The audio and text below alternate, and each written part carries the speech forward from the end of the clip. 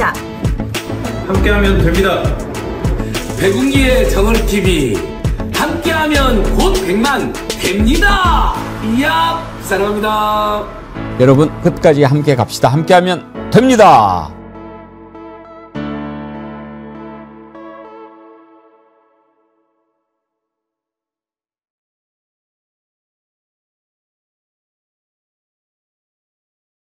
여러분 안녕하십니까, 백운기입니다.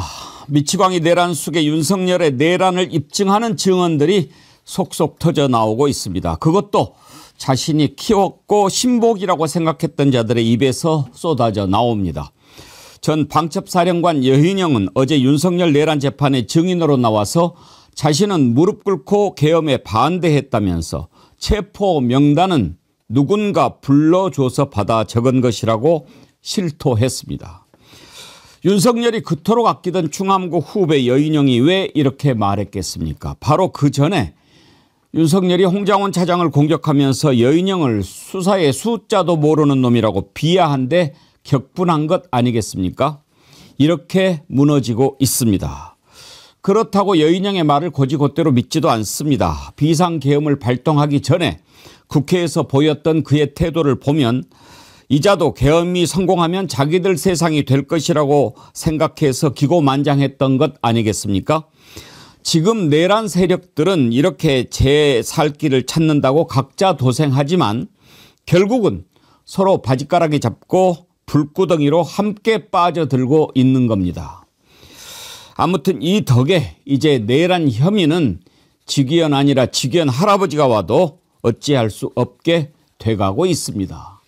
생방송 백운기의 정치 1번지 출발합니다. 정어리몰 이번 주에 여러분께 소개해드리는 상품 정어리몰 황금향 지난주 소개 시작했는데 인기가 아주 대단합니다. 드신 분들이 아주 극찬을 해주시는데 리뷰 몇 개 좀 소개를 해드리면요. 사과 구입하고 정말 만족해서 황금향도 구입했어요. 맛있고 향기 좋고 크기도 크고 개수도 많고 정말 만족스럽고 잘 먹겠습니다. 좋은 상품으로 잘 받았어요. 이렇게 보내주신 분도 계시고요. 정말 향도 좋고 맛이 죽여줘요. 리뷰 보내주신 분들 감사드립니다. 비타민이 아주 듬뿍 들어있고 향긋하고 달콤한 제주 황금향. 저도 사실 매일 먹고 있는데 과즙이 뚝뚝 떨어질 정도로 달콤하고 시원하고 요즘 감기 걸리신 분들 많은데요. 이 제철 과일 황금향 드시고 비타민 충전하셔서 감기 예방하시고 건강 챙기시기 바랍니다. 정어리몰의 듬뿍 도가니탕 인기가 사그라들 줄 모르는데요. 5차 생산 저번 주에 소개해 드렸는데 여러분들 뜨거운 성원으로 5차 생산 다 완판돼서요.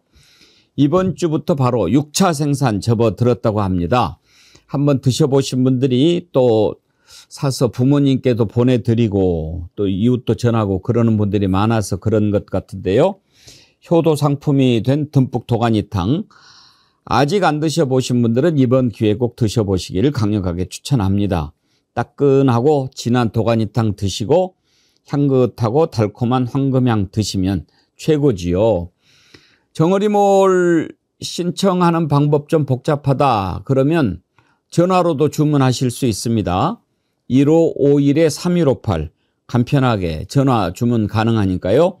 1551-3158로 전화 주시면 친절하게 주문 접수 정어리몰이 도와드릴 겁니다. 여러분들 많은 사랑 부탁드립니다. 오늘 아침 배경은 가을이 깊어가는 남산입니다. 제가 어제 남산 도서관에 갔다가 하늘과 산이 너무 아름다워서 배경으로 하면 좋겠다 하고 사진을 찍어서 올렸는데 어떻습니까? 예, 남산과 하늘이 참 어울리는 것 같습니다. 방송 시작하기 전에 이재명 대통령 기내회견 모습을 전해드렸는데요. 그걸 보시고 보수형님 TV님께서 정어리TV도 저기 전용기 태워줘잉 그러려면 구독 좋아요 많이 하면서 슈퍼챗도 보내주셨는데 예 감사합니다. 저희가 또 힘을 키우면 대통령실에 출입하면서 또 좋은 소식 여러분들께 더 빨리 전해드릴 수 있겠지요. 이번 주부터 구글의 정책이 바뀌어서 그동안 우리가 쓰던 아이디 뒤에 뭐가 이렇게 붙어 있죠. 이게 핸들이라고 그러는데요. 이렇게 몇 분이 이름을 좀 바꿨어요. 그러면 뒤에 있는 복잡한 숫자가 좀 사라지기도 하는데 저도 바꿨습니다. 뒤에 뭐가 붙어 있어서. 그래 들어갔더니 핸들명 바꾸기가 있더라고요. 뭐 좀 조건이 있기는 있는데 혹시 불편하시면 바꾸실 수 있습니다. 너무 어렵게 바꾸지 마시고요. 예, 이 정도로 바꾸면 좋겠습니다. 태경정님은 노병정어리로 바꾸셨네요. 정치 1번지 시청자 여러분 안녕하세요. 오늘은 비가 내리고 있습니다. 비 온 후에 추워지니까 몸 관리 잘 하십시오. 태경정 노병정어리로 닉네임 바꿨습니다. 오늘은 우측 백내장 수술하는 날이라서 본방을 볼 수 없습니다. 그러셨는데 예, 수술 잘 마치시고 또 더 밝은 눈으로 만나 뵙길 기대합니다. 오늘 아침에 대배우 이순재 선생이 타계했다는 소식이 전해졌는데 삼가 고인의 명복을 빌면서 90이 넘도록 현역으로 활동하셨던 그 열정에 새삼 깊은 존경을 표합니다. 무대에서 죽겠다는 그런 열정, 세상을 떠나기 전까지 현역으로 뛰다가 인생을 마무리하는 삶. 누구나 할 수 있는 건 아니죠. 누구나 소망하는 거지만요. 네, 다시 한번 이순재 선생의 명복을 빌면서 오늘 아침 백운기의 정치 1번지 시작하겠습니다. 세 분 패널 함께합니다. 김성환 시사평론가님 어서 오세요. 네, 안녕하세요. 전혜연 전 민주연구원 본장님 반갑습니다. 안녕하세요. 강수영 변호사님 화이팅. 안녕하십니까, 강수영입니다. 이발하셨네요? 네, 살짝 쳤습니다. 네. 살이 쳐져야 되는데 예, 머리카락만 일단 쳐봤습니다. 예. 자, 어제 재판 볼만했습니다. 이제 여인형이 나와가지고 물론 예상했던 대로 증언을 거부하지요. 증언을 거부하다가 갑자기 작심한 듯 이 얘기는 해야 되겠습니다 라면서 나는 그때 반대했다. 그러면서 이렇게 이야기를 하는데 어떤 말이 와닿았냐면 대통령이라고 하는 자가 계엄도 모른다. 그 얘기를 하는데 아하, 왜 하는지 알게 됐어요. 그 전에 윤석열이가 홍장원 차장을 공격하면서 여인형, 그러니까 윤석열은 자기 살 길만 생각하면서 막 말을 마구 합니다. 그러면서 여인형 수사의 숫자도 모르는 놈이 막 이렇게 이야기하지 않았어요?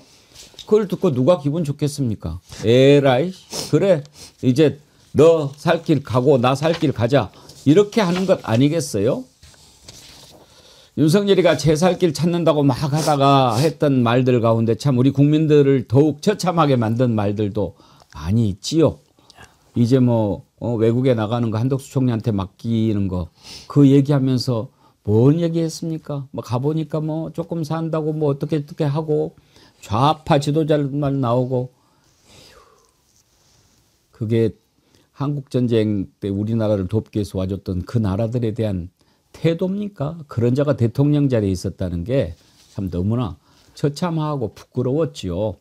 자, 아무튼 여인형이 이렇게 털어놓으면서 이제 우리가 직위원 많이 걱정하지요. 그렇지만 직위원인들 어떻게 하겠습니까? 이렇게 쏟아져 나오는 증거들 앞에서. 먼저 여인형 발언을 한번 들어보시죠.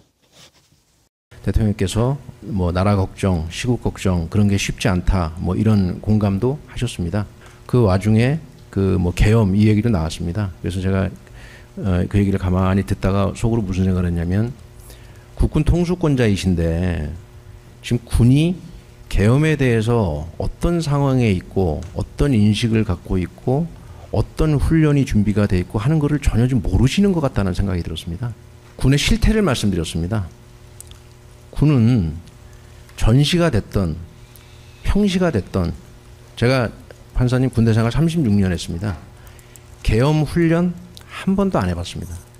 그거 할 필요가 없거든요. 저희들 뭐 생각에 뭐 사회 질서가 혼란하고 그러면 군이 동원될 거라고 뭐 그렇게 사람들 생각을 하고 뭐 그러시는데 정말 천만의 말씀입니다. 육군이 판사님 몇 명인 줄 아세요? 30만 명입니다. 30만 명. 경찰이 몇 명입니까?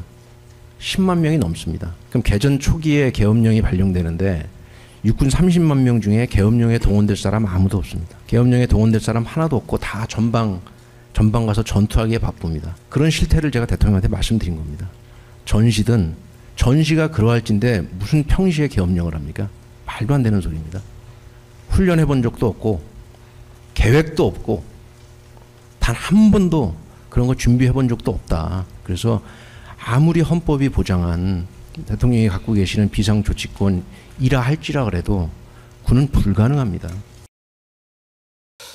자, 강수영 변호사님. 네. 일단 처음에는 증언 거부하다가 네. 저렇게 장황하게 예. 얘기를 하지 않았습니까? 네. 의도가 어디에 있다고 보십니까? 의도는 결국 본인이 계엄을 미리 사전 준비한 사실이 없기 때문에 내란 중요임무 종사든 방조든 전혀 책임이 없다는 얘기를 강조하려고 하는 것 같은데, 하나만 생각해봐도 저 증언의 신빙성이 없는 것이 윤석열이 저렇게 남의 말을 길게 들을 스타일이 아닙니다. 예. 길게 말할 시간 안 줘요. 뭐 장황하게 우리 군이 준비가 안 돼 있고 계엄 훈련이 안 돼 있고 지금 판사님 막 부르면서 얘기하잖아요. 그러면 거꾸로 그때 상황을 환치해서 대통령님 제가 군생활 30년 했습니다. 군대가 지금 그게 말할 틈을 안 줘. 저런 말을 한 게 아니고 그냥 지금 당장은 좀 어려운데요.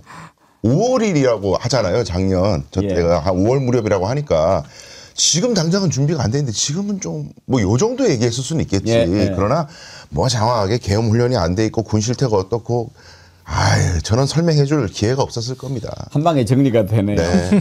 저는 들으면서 두 가지 의도 생각했어요. 하나는 방금 말씀하신 대로 나는 살아야겠다 하는 게 있고, 또 하나는 뭐? 나 수사의 숫자도 모르는 놈이라고? 너는 계엄의 개자도 모르더라. 그 얘기하고 싶은 거 아니었을까요?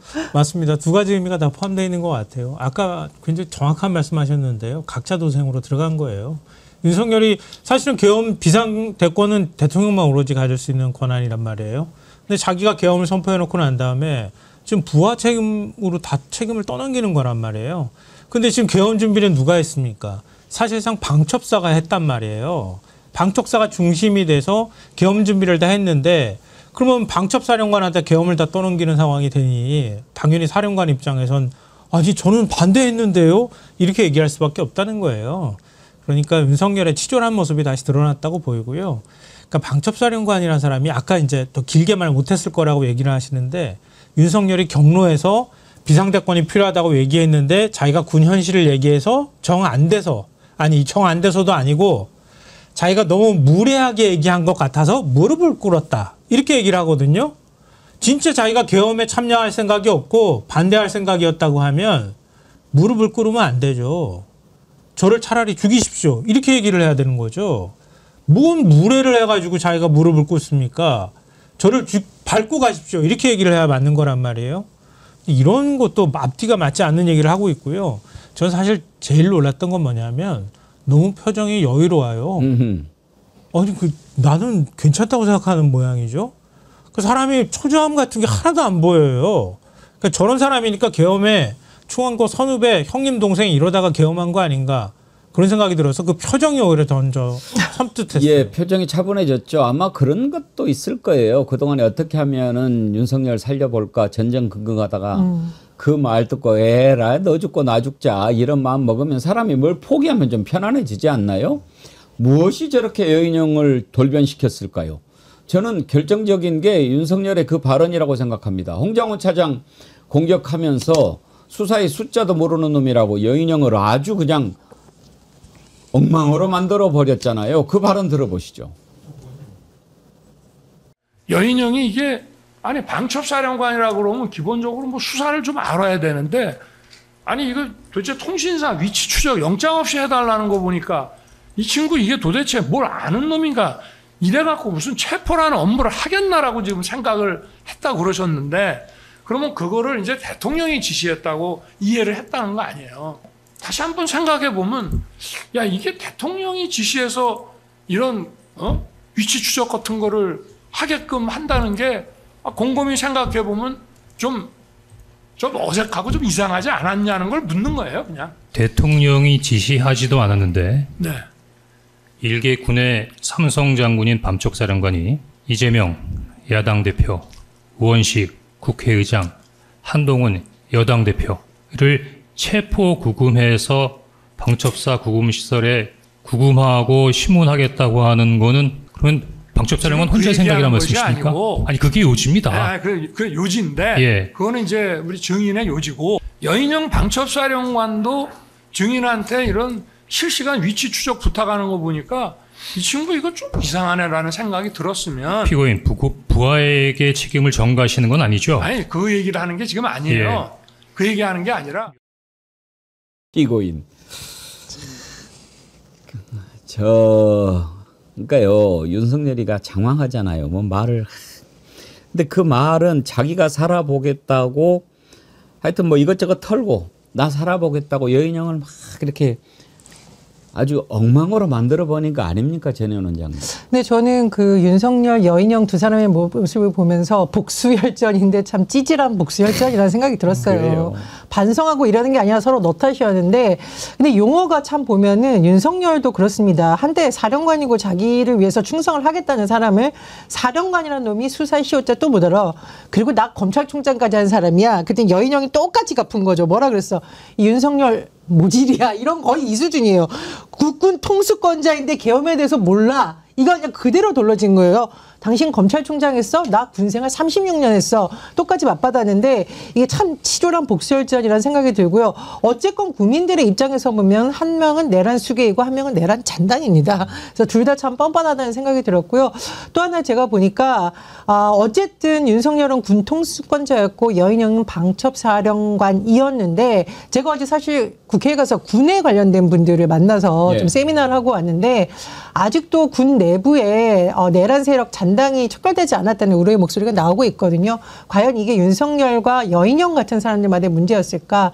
어려운 일이긴 하지만 군 내부에서의 옥석을 가르는 작업도 좀 진행돼야 된다. 이 말씀 덧붙이고 싶습니다. 결정적으로 여인영 머리를 돌게 한 발언이 바로 그거죠. 수사의 시효자도 모르는 놈. 방첩사령관이면은 그야말로 군 관련해가지고 가장 그 잘한다고 본인은 생각했을 거 아니에요. 근데 국군 통수권자로 그것도 자기 고등학교 선배라고 하는 자가 자기를 그렇게 얘기하는데 누가 기분 좋겠어요. 딱 그 부분 들어보죠. 수사의 시효자도 모르는 놈라고 했던 부분. 뭐 도대체 방첩사령관이라는 놈이 이거 수사의 시효자도 모르고 이거 검찰총장까지 지낸 사람인데 저 양반이 도대체 이런 거를 여인영이한테 시키고 여인영이가 저 대통령 지시받아 이런 거를 저 증인한테 부탁한다는 건 이게 좀 연결이 좀 잘 안 되지 않습니까? 저는 너무 연결이 잘 되는데요. 너무 연결이 찰떡같이 되는데 왜 저걸 저렇게 우기지? 그러니까 윤석열 얘기는 자 홍장원 전 차장이 아니 방첩사령관이 얘기하는 게 아니 영장도 없이 위치 추적을 하고 어쩌고 이런 얘기하길래 이 양반이 좀 제정신인가? 라는 생각을 홍 차장이 했다는 거 아니에요. 근데 윤석열이 묻고 싶은 거는 그래 제정신이 아닌 짓을 대통령이 시켰겠어? 나도 검찰총장까지 한 사람인데 바로 그거예요. 나도 법을 아는 사람인데 이 자식아 내가 그걸 시켰겠어? 막 이러는 건데 우리 국민들 생각에 얼마든지 하지. 불법을 저지르는 게 뭐 습관적으로 거짓말하고 불법 저지르는 사람인데 왜 못해? 아니 이게 논리적으로 이게 설득력이 없나요? 본인한테 그냥 이어지는데 오히려 방첩사령관이 그렇게 제정신이 아닌 짓을 하는 배경에는 누가 시키지 않은 한 저런 짓을 하겠느냐. 자기도 위법인 걸 알면서도 어쩔 수 없이 하는구나. 그러면 누구겠느냐. 대통령이지. 이게 논리적이지 않아요? 왜 저런 질문을 하는지 이해를 할 수가 없습니다. 제가 윤석열을 사악한 자라고 부르는 이유가 바로 그겁니다. 네. 무엇이 옳은지 모르고 한다면 그건 뭐 그냥 짐승이니까. 그런데 무엇이 옳은 건지 안단 말이에요. 그런데 그렇게 안 했잖아요.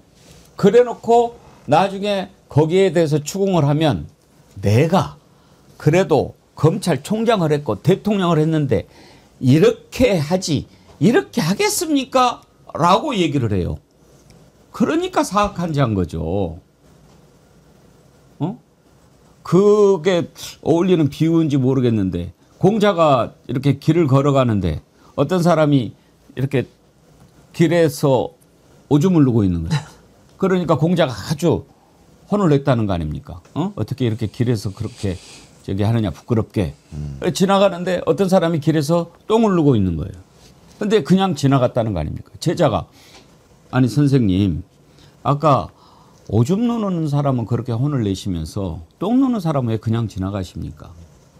오줌 누는 놈은 자기가 그래도 조금 부끄러운 줄 알고 이렇게 숨어서 누지만 대로변에서 똥을 누는 놈은 부끄러움조차 모르는 놈은 아예 뭐라고 해도 소용이 없다. 이렇게 얘기하셨다는 거 아닙니까?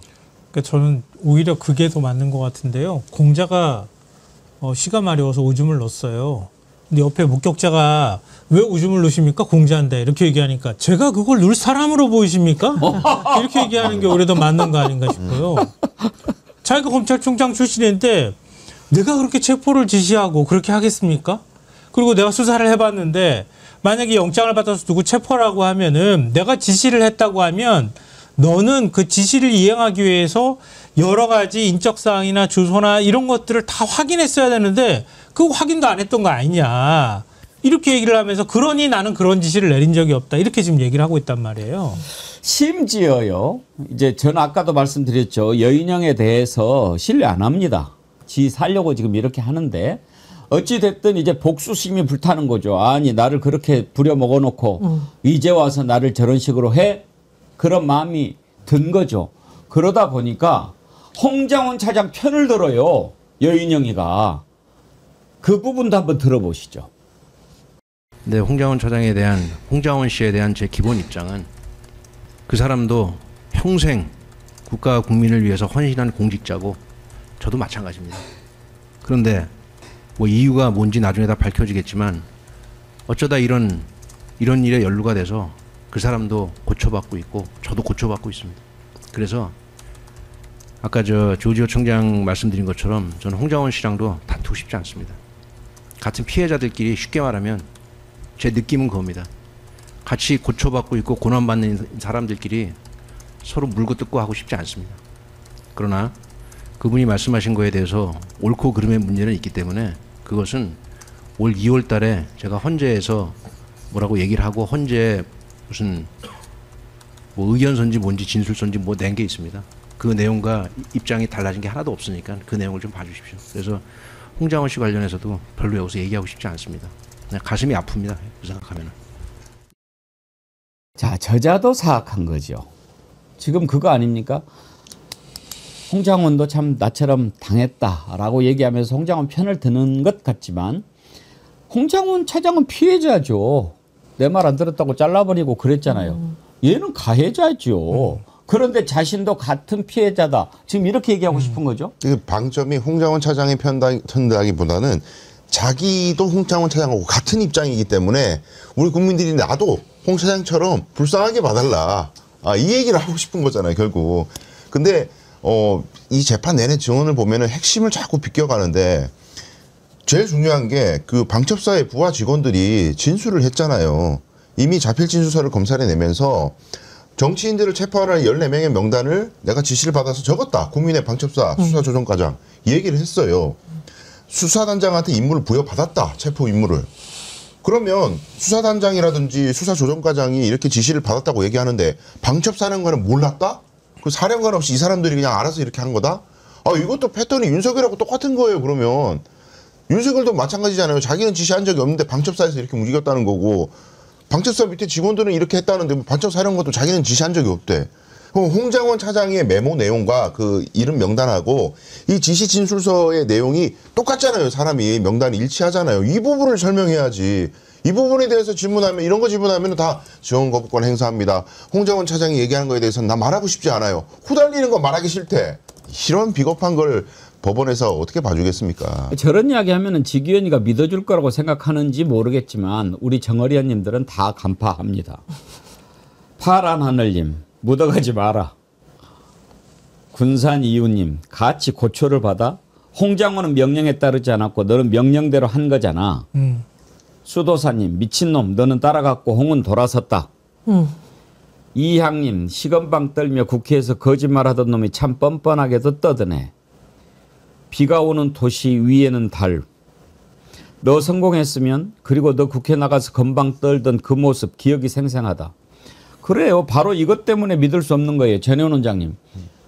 지금도 우리가 기억하는 게 언제부터 계엄을 모의했는지 알 수 있는 게 바로 김용현, 여인영 이런 자들이 국회에 나와서 답변하는 태도. 뭐지? 뭐가 저렇게 당당하지? 막 큰 소리 빵빵 치고 김민석 의원한테 그러니까 대통령 못 되는 겁니다. 김영은 이런 시간방 떨었잖아요.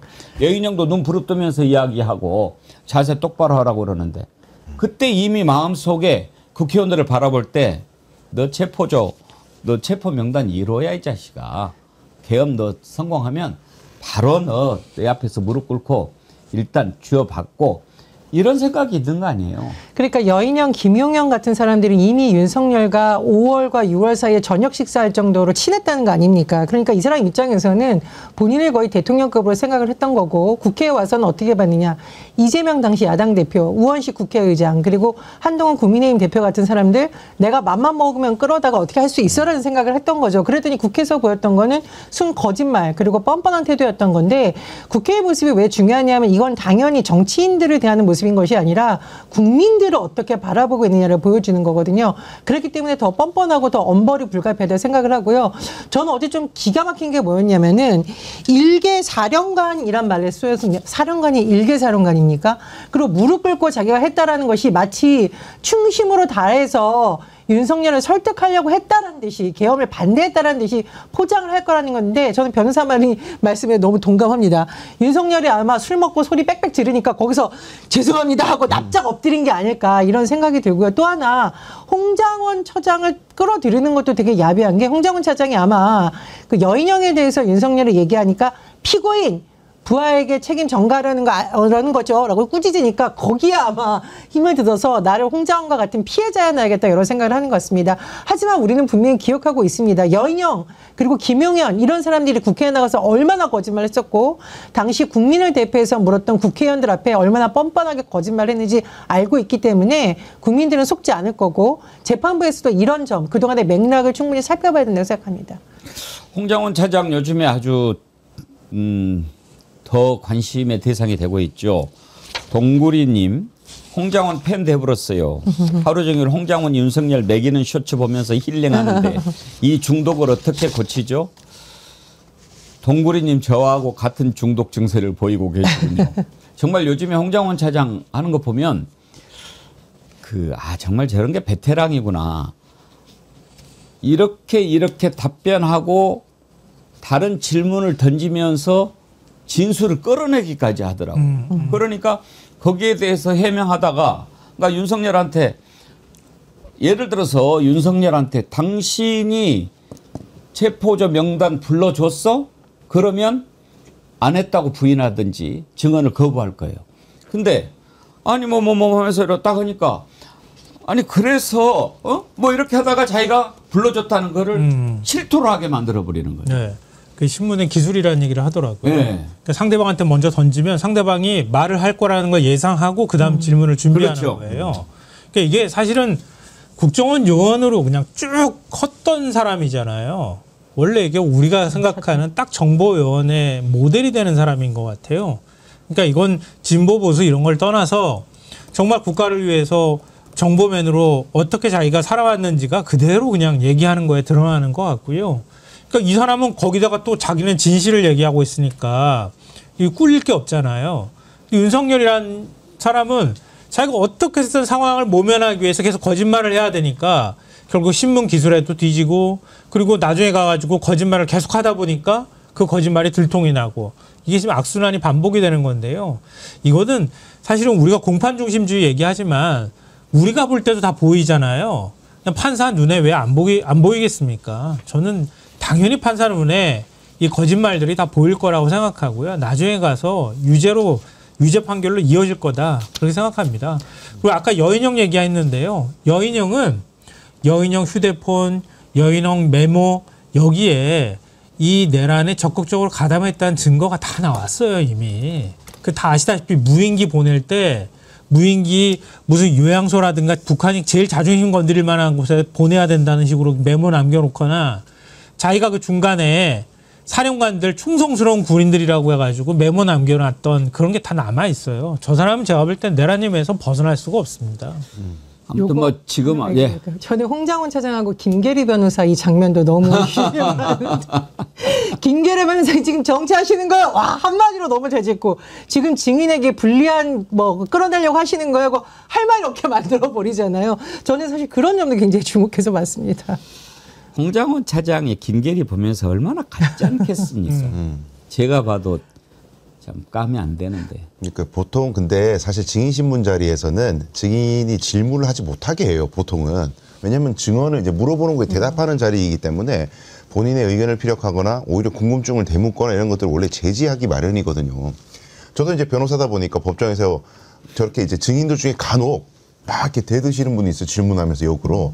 그러면 이제 아니 지금 이 자리는 그런 자리가 아닙니다라고 제지를 보통 하거든요. 근데 지금 변호인들 보면은 완전히 눌린 거예요. 홍 전 차장한테 눌려가지고 김계리 변호사 그런 취지의 말을 어버버버 하긴 하던데 아니 지금 증인이 그런 자리가 아니고 지금 답변을 하셔야 이러면서 다 뭉개져요. 그러니까 전부 다 감당이 안 되니까 알았습니다. 여기까지 하겠습니다. 이런 식으로 아예 그냥 카리스마에 압도되는 모습이었어요. 그걸 또 재판장도 안 말려 또 그런 상황을 보통 판사가 개입을 하는데. 근데 사실 변호사하면 우리 사회에서 최고의 엘리트 아닙니까? 그런데 요즘에 김계리 이하상, 권우현 뭐 이런 자들 보면 참 강수영 변호사님 그 변호사들도 그런 사람들도 있나 봐요. 그러니까요. 이게 전부 다 우리 사회가 그 권위에 의존하는 그 변명을 많이 하는데 윤석열도 마찬가지고 대통령이 그럴 리가 있나? 검찰총장이 법을 모를 리가 있나? 여인영도 봐요. 내가 30년 헌신한 공직자인데 그럴 리가 있나? 변호사도 내가 변호사인데 그럴 리가 있나? 아니 그러고 있잖아요. 전부 다. 이제는 권위가 해체된 시대인 것 같아요. 어떤 높은 자리에 있다고 해서 당연히 뭐 공부 잘하고 엄마 말 잘 듣고 누가 그렇게 생각하냐고요. 더 나쁜 짓 더 많이 하는데 그게 이제 이번 내란을 겪으면서 우리 국민들에게 주는 큰 뭐라고 할까 사회 변화일 것 같고요. 더 이상 권위를 신뢰하지 않는다. 다 실력으로 평가하고 인격은 별개다. 권위와. 그런 말씀을 꼭 드리고 싶고 뭐 어쨌든 지금 이들이 내란 가운데 이제 이 여인형의 증언 가운데 우리가 건질 수 있는 가장 중요한 것은 뭐 본인은 살려고 여러 가지 얘기를 했겠지만 그 재판부가 핵심적으로 꿰뚫는 메시지는 윤석열은 우발적으로 경고성 계엄을 한 것이 아니라 적어도 5월에 비상대권을 운영했고 계엄에 대해서 술자리든 뭐든 간에 하여간 이미 얘기가 있었다. 계획을 했다. 절대 우발적이지 않았다라는 것을 법원이 여인형의 증언을 통해서 간파했다. 이것이 소득으로 평가해야 될 겁니다. 예. 락님께서 아주 재밌는 글 주셨네요. 김계리 얘기하시는 거죠? 걔는 눈을 왜 그따위로 뜨죠? 정말 와닿네요. 이렇게 지금 추접스럽게 더러운 모습들을 보이고 있잖아요. 우리 국민들은 그런 게 좀 있어요. 아이고 참 그래도 이놈아 너네 학교 선배고 너 어떻게 해서 방첩사령관 됐고 그러는데 그런 모습 보이냐 이렇게 생각하는 분들도 있어요. 죽을 때 떳떳하게 같이 죽어야지 그 언제 지 살겠다고. 그런데 윤석열이 그렇게 하는데 홍장훈이 여인형이 그렇게 안 하겠습니까? 서로 이제 바지가랑이 잡고 같이 불구덩이로 들어가는 겁니다. 그런 가운데 세월은 가고 시간은 가고 이제 윤석열도 구속기한 만기되는데 저는 별로 걱정하지 않습니다. 많은 분들 얘기 들어보면 윤석열 다시 풀려날 가능성 없다고 보고 없죠? 네. 예. 걱정 안 해도 되죠. 법원이 그냥 무너질 일이에요. 그러니까요. 예. 네. 이제 한덕수 재판을 하고 있는 이진관 부장판사는 아주 속도를 내고 있습니다. 어제 재판을 했는데 어제 결심 날짜를 딱 공지하는 거예요. 그러니까 구형하겠다. 구형하는 기일을 딱 잡아버린 거예요. 그건 미처 예상을 못했던가 봐요. 웅성웅성하더라고요. 구형한다고 벌써? 아직 많이 남았는 줄 알았는데 그 장면 한번 보시죠. 특검에서 최종 의견 구형을 하시기로 돼 있는데 수요 일정은 검찰 최종 의견 구형 2시간, 네, 변호인 측에서 최종 변론 2시간, 최후 진술도 뭐 시간이 많이 필요하신가요? 시간은 어느 정도 필요하십니까?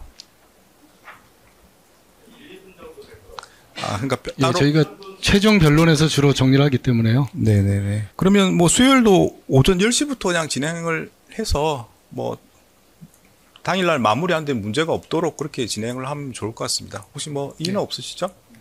수요일 재판은 법정이 좀 다릅니다. 네, 여기서 이제 변론 종결을 하도록 하겠습니다. 그러면 지금 강수혁 변호사님 네. 내일 네. 구형한다는 얘기입니까? 그렇죠. 우와. 특검도 구형을 하고 본인도 최후 진술하고 변호인들도 최후 변론을 하면 그러면 끝에 재판장이 선고기일을 지정합니다. 내일. 언제 선고하겠다고 내일 미리 지정을 하는데 지금 언론에서는 1월에 선고될 걸로 예상한다는 보도가 계속 나오고 있는데 지켜봐야죠. 그거야 뭐 법원의 재량이기 때문에 이진관 부장 판사가 뭐 예를 들어 가지고 12월 중에 선고하겠다. 난 12월 말에 선고하겠다. 그렇게 지정할 수도 있는 거예요. 뭐 판결 선고하는 게 한 달이면은 족하죠. 다른 재판도 뭐 크게 병행하고 있는 상황도 아닌 거고 심지어 지기현은 뭐 지금 1월 초까지 재판하겠다. 중순까지 재판하겠다 그러는데 그러니까요. 그러면 뭐 구속기간 전에 만약에 선고를 한다면 2, 3주 만에 선고를 해야 이론적으로 가능한 건데 아유 뭐 선고할 수 있는 기간이야 넉넉하게 남았습니다. 그래서 이진관 부장이 저는 바라건대는 12월 중에는 선고를 하는 것이 적절하지 않나 그런 생각을 합니다. 이렇게 하면은 좀 빨리 그 선고 날짜도 잡을 수 있을 것 같고 아니 그리고 전혜원 원장님 우리가 판사는 아니지만 더 볼 게 뭐가 있어요? 더 볼 게 없다는 생각이 듭니다. 그동안 얼마나 거짓말을 많이 했는지 그리고 계엄의 밤에 이뤄진 CCTV는 사실 뭐 전 국민들이 다 볼 수 있는 거였었고요. 한덕수가 지금 횡설수설하고 있는데 주목하는 것은 한덕수가 어쨌든 내란과 관련해서는 첫 구형입니다. 지난번 노상원 우리가 한번 짚었는데 그거는 내란이라기보다는 개인정보보호법 위반 혐의였기 때문에 한덕수에 대한 구형이 어떻게 나올지 그리고 아마 1월쯤 나올 것으로 예상이 되는 한덕수의 이 결심 공판 그리고 마지막으로 선고가 결국은 윤석열에 대한 구형, 선고에도 다 영향을 미칩니다. 그래서 한덕수에게 정말 무거운 중형이 내려줘야 되고요. 그래야 윤석열과 관련된 내란 특검팀도 그걸 감안해서 예측 가능하게 윤석열에게 무거운 죄를 내릴 수 있다고 봅니다. 제가 주목했던 건 뭐냐면요. 사실 한덕수가 처음 기소됐을 때는 내란 우두머리 방조였잖아요. 근데 나중에 공소장이 어떻게 변경되느냐. 내란 중요 임무 종사 혐의로 공소장이 재판부의 허락을 통해서 변경이 되었다. 그래서 저는 굉장히 특검에서 무거운 구형을 내릴 걸로 했는데 사형이나 무기징역을 저는 예상을 합니다. 내일 구형 공판 중계할까요? 사형까지는 안 됐죠. 무기징역. 내일도 아마 하겠죠. 근데 이제 생중계는 아마 어려울 수 있을 것 같고요. 왜냐하면 선고가 아니기 때문에 특검의 구형인데 그걸 생중계를 하는 경우는 아마 거의 없을 거라서 중계하도록 돼 있지 않습니까? 특검에서? 일단 생중계는 아니더라도 전체적인 내용은 중계를 하는 거죠. 그러니까 동영상은 우리가 볼 수 있도록 그렇게 하지 않을까 싶은데요. 저는 연내 선고할 가능성이 높다고 보는데요. 왜냐하면 그러니까 검찰이 공소 제기를 했잖아요. 그러면 이제 그러니까 특검이 했잖아요. 그럼 특검이 다 조사를 했어요. 조사하고 난 다음에 공판에 들어가서 지금 피고 쪽에서 자기가 죄가 없다는 걸 입증할 만한 그러니까 뒤집을 만한 뭔가를 얘기를 해야 되는데 하나도 못했잖아요. 오히려 특검이 조사하는 과정에서 CCTV 확보한 것만 틀어서 국민의 공분만 지금 더 커진 상황이란 말이에요. 그러면 판사가 볼 때 반대편에서 뭔가 무죄를 입증할 만한 거를 제시를 안 하는 상황인데 더 이상 논점이 별로 없는 거예요.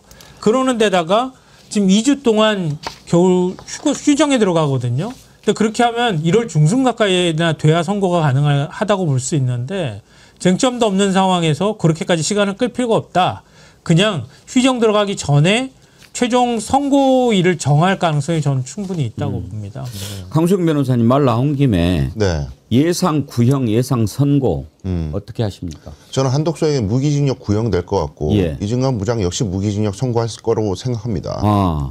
이게 뭐 사형 이렇게 시원하면 좋겠지만 그게 이제 내란 임무 중요 임무 종사하면 수계는 아니기 때문에 그럼 수계부터 쭉쭉쭉 이제 책임을 이제 구분을 해야 되지 않겠습니까? 그럼 이제 윤석열은 사형.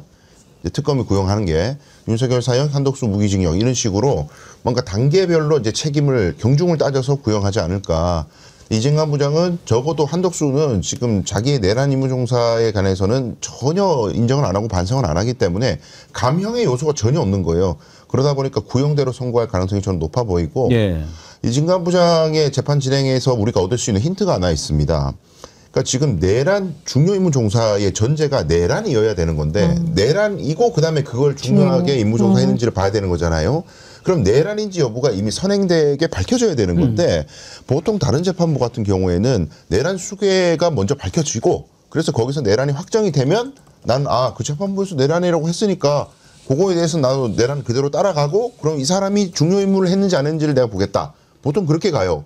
근데 이진관 부장은 본인이 확신이 있는 거 이건 윤석열 재판관과 볼 것도 없다. 내가 봤을 때 명백한 내란이고 그러면 그 다음에 이 사람이 과연 뭐 말리지 않았는지 뭐 중요 임무를 했는지 안 했는지 이걸 보겠다. 그래서 판결문에 적어도 윤석열의 내란에 대한 여러 가지 아주 정밀한 논증을 실을 거예요. 그 이거를 직위원이 볼 수밖에 없게. 그 결국 특검은 선행된 판결문을 그대로 또 증거로 제출할 거란 말이에요. 이중관 부장판사 재판부에서 윤석열의 그 내란 혐의에 대해서 이렇게 논증을 했다. 참고해. 던지면 직위원 부장이 그걸 외면하고 이중간이고 나는 난데 이렇게 할 수 있겠습니까? 외면한 게 아니고 고맙죠. 지금 내가 보니까 직위원 실력으로는 이걸 어떻게 쓸지도 모를 것 같은데. 받아쓰게 하면 돼요. 나는 그자가 어떻게 판사를 하는지. 아니 그 윤석열 봐주고 안 봐주고 이런 그 잘못된 것을 떠나서 실력 자체가 저는 판사로서의 기본 실력이 있는가 그런 생각이 많이 들어요. 그러니까요. 재판 진행 자체가 너무 보드랍달까? 그러죠. 보드랍다. 그렇죠. 완전 네가 아니에요. 아니 저는 정말로 이렇게 눈물이 약간 났던 게 억울해서 법정에서 제가 좀 격해져가지고 싸우다 보면은 제가 흥분할 때도 있는데 그럴 때 보면 재판장이 막 짜증내시거든요 보통. 아니 그만하세요 이제 됐어요. 그쯤 됐어요. 서면으로 내서 서면으로 말하지 말고 서면으로 내라고 막 보통 그러는데 아이고 변호사님 오늘따라 좀 주말이라서 들떴나 봐. 주말 앞두고 있어서 괜찮아요. 좀 진정하시고. 아니 그렇게 막 헤아려 주잖아. 아, 내 마음에 상처가 생겼어요. 나도 그렇게 좀 헤아려 주지. 내 마음을. 아, 오죽하면 귀엽다는 말을 듣겠어요. 아니, 변호사가 제일 그 판사한테 항의의 표시로 하는 얘기가 속기록에 남겨주세요. 이거라면서요. 그러니까 감히 판사한테 뭐라고 말을 붙이지 못하니까 자, 지금 이 상황을 속기록으로 남겨주십시오. 그럼 항소심 가가지고 이 부분을 가지고 다투겠습니다. 다시.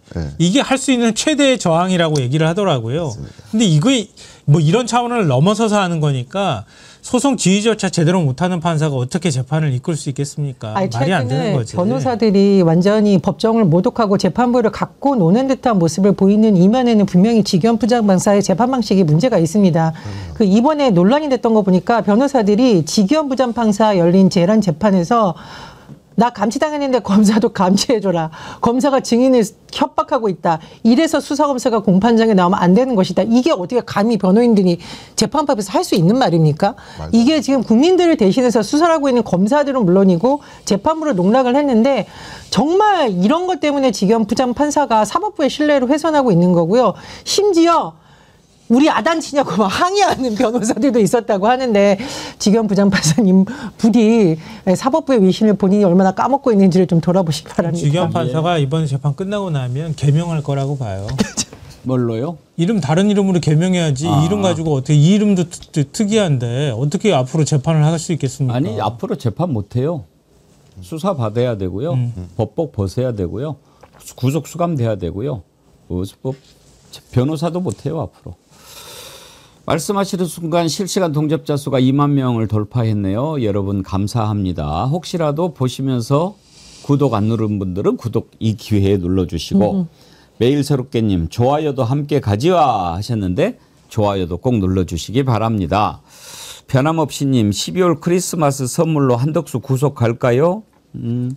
이건 뭐 구속 정도가 아니고 수감이에요. 뭐 무기징역이고 바로 현장에 어떻게 구속영장 기각됐는지 참 이해가 안 가죠. 그리고요 지금 저는 요즘에 이렇게 나오는 영상들을 보면서 우리 헌법재판소도 너무 좋게 말하면 신중하고 나쁘게 말하면 게으르다 그런 생각이 들어요. 조금만 생각해 보면 이자들이 어떤 짓을 했을지 다 아는데 그거 꼭 손바닥에다 쥐어줘야 진실을 알 수 있습니까? 다 드러나잖아요. 지난번에 문영배 헌재소장 대행이 그런 얘기 하더라고요. 그거 보면서 미리 알았다면 그 탄핵 인용했을 거다.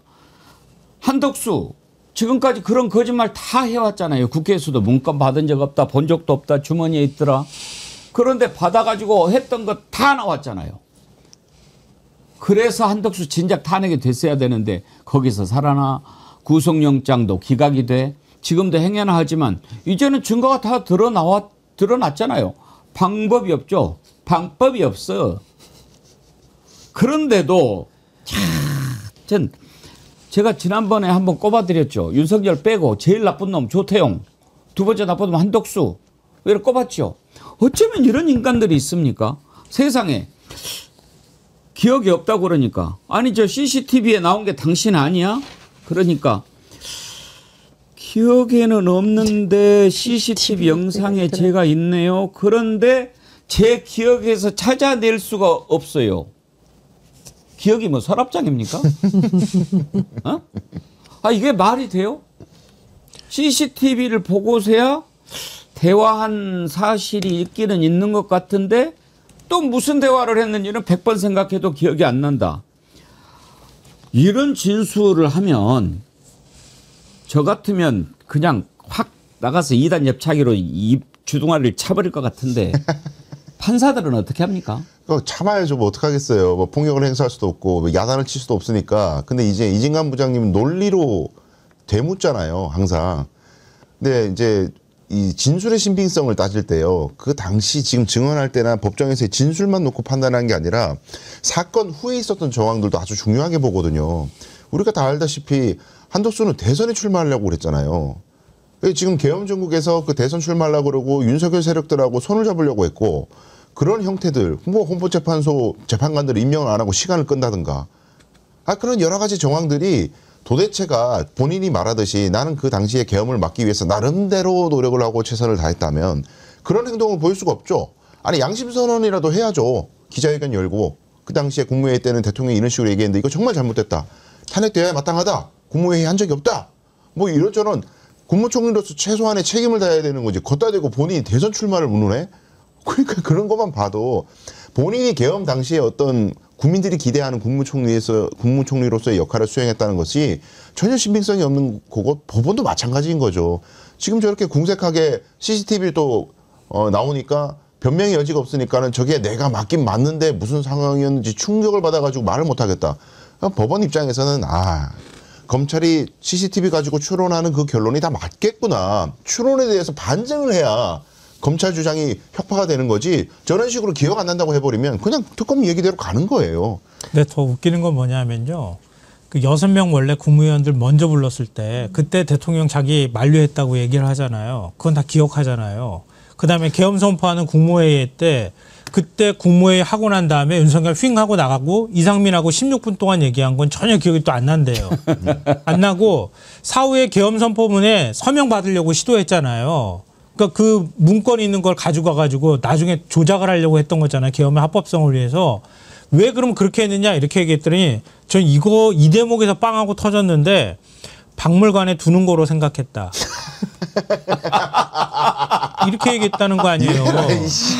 그거는 맨정신이었던 거잖아요. 사후에 계엄 선포문 조작하려고 했던 거는. 그러니까 그거는 기억 안 난다고 말할 수가 없으니까 그거 어차피 비상계엄은 국회 의결로 해지가 된 거고 그러니까 그 이후의 문건은 이건 박물관에 기록으로 남겨줘야지 그래서 문건을 조작하려고 시도했다는 거예요. 이게 도대체 말이 되는 얘기입니까? 한덕수가요. 국무총리를 2번이나 했던 자입니다. 2번이나. 잼사랑님. 잼사랑님 댓글 오늘의 댓글로 선정해야 될 것 같은데요. 아까 100번을 기억을 못한다고. 100번만 맞고 가자. 예. 부산이데이님.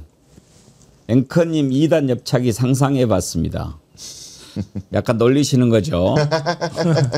제가요 이래봬도 유연해요. 예, 아직도 올라가요. 부산이데이님 너무 그러지 마세요. 유병래님 공유하면 동접 3만 갑니다. 예, 지금 보고 계신 거 가까운 분들한테 공유해 주시면 좋죠. 보수형님 TV님 오늘 기분 좋으신가 봐요. 또 슈퍼챗 보내셨네. 동접자 27,900명 되면 정어리몰 제주 황금향 27,900원대 바겐 세일합니다. 27,900원인데? 에이, 웃기시려고 그러셨죠? 네, 더 바겐 세일 하라고 하겠습니다. 보수형님 TV님. 저는 정어리몰님 광고 보고 힐링합니다. 광고 아님. 보수형님 TV님한테 제주 황금향 하나 보내드려야 되겠는데요. 자, 이진관 부장판사 제가 요즘에 칭찬 많이 하죠. 칭찬해 줍시다. 왜냐하면 잘하는 사람 칭찬해 줘가지고 얼마나 좋아요. 한덕수 팍팍팍팍 내일 구형한다고 그러잖아요. 그러면은 11월이니까 한 달 잡아도 12월 크리스마스 딱 맞춰가지고 선고하면 좋네. 크리스마스 때는 교도소에서 이건 구치소가 아니고 교도소 가는 거죠, 이제? 네, 근데 뭐 교정당국 사장에 따라 다른데. 네. 예. 크리스마스 때 뭐 맛있는 것도 나오고 그러지 않나요? 특식 나옵니다. 특식 나오죠? 네, 네. 네. 좋네. 네. 예. 뭐 그런데 지금 이제 이중관 부장판사 어제 보니까 그래 너 한번 그러면 제대로 해보자는 거냐? 이하상 변호사 있잖아요. 권우현 변호사.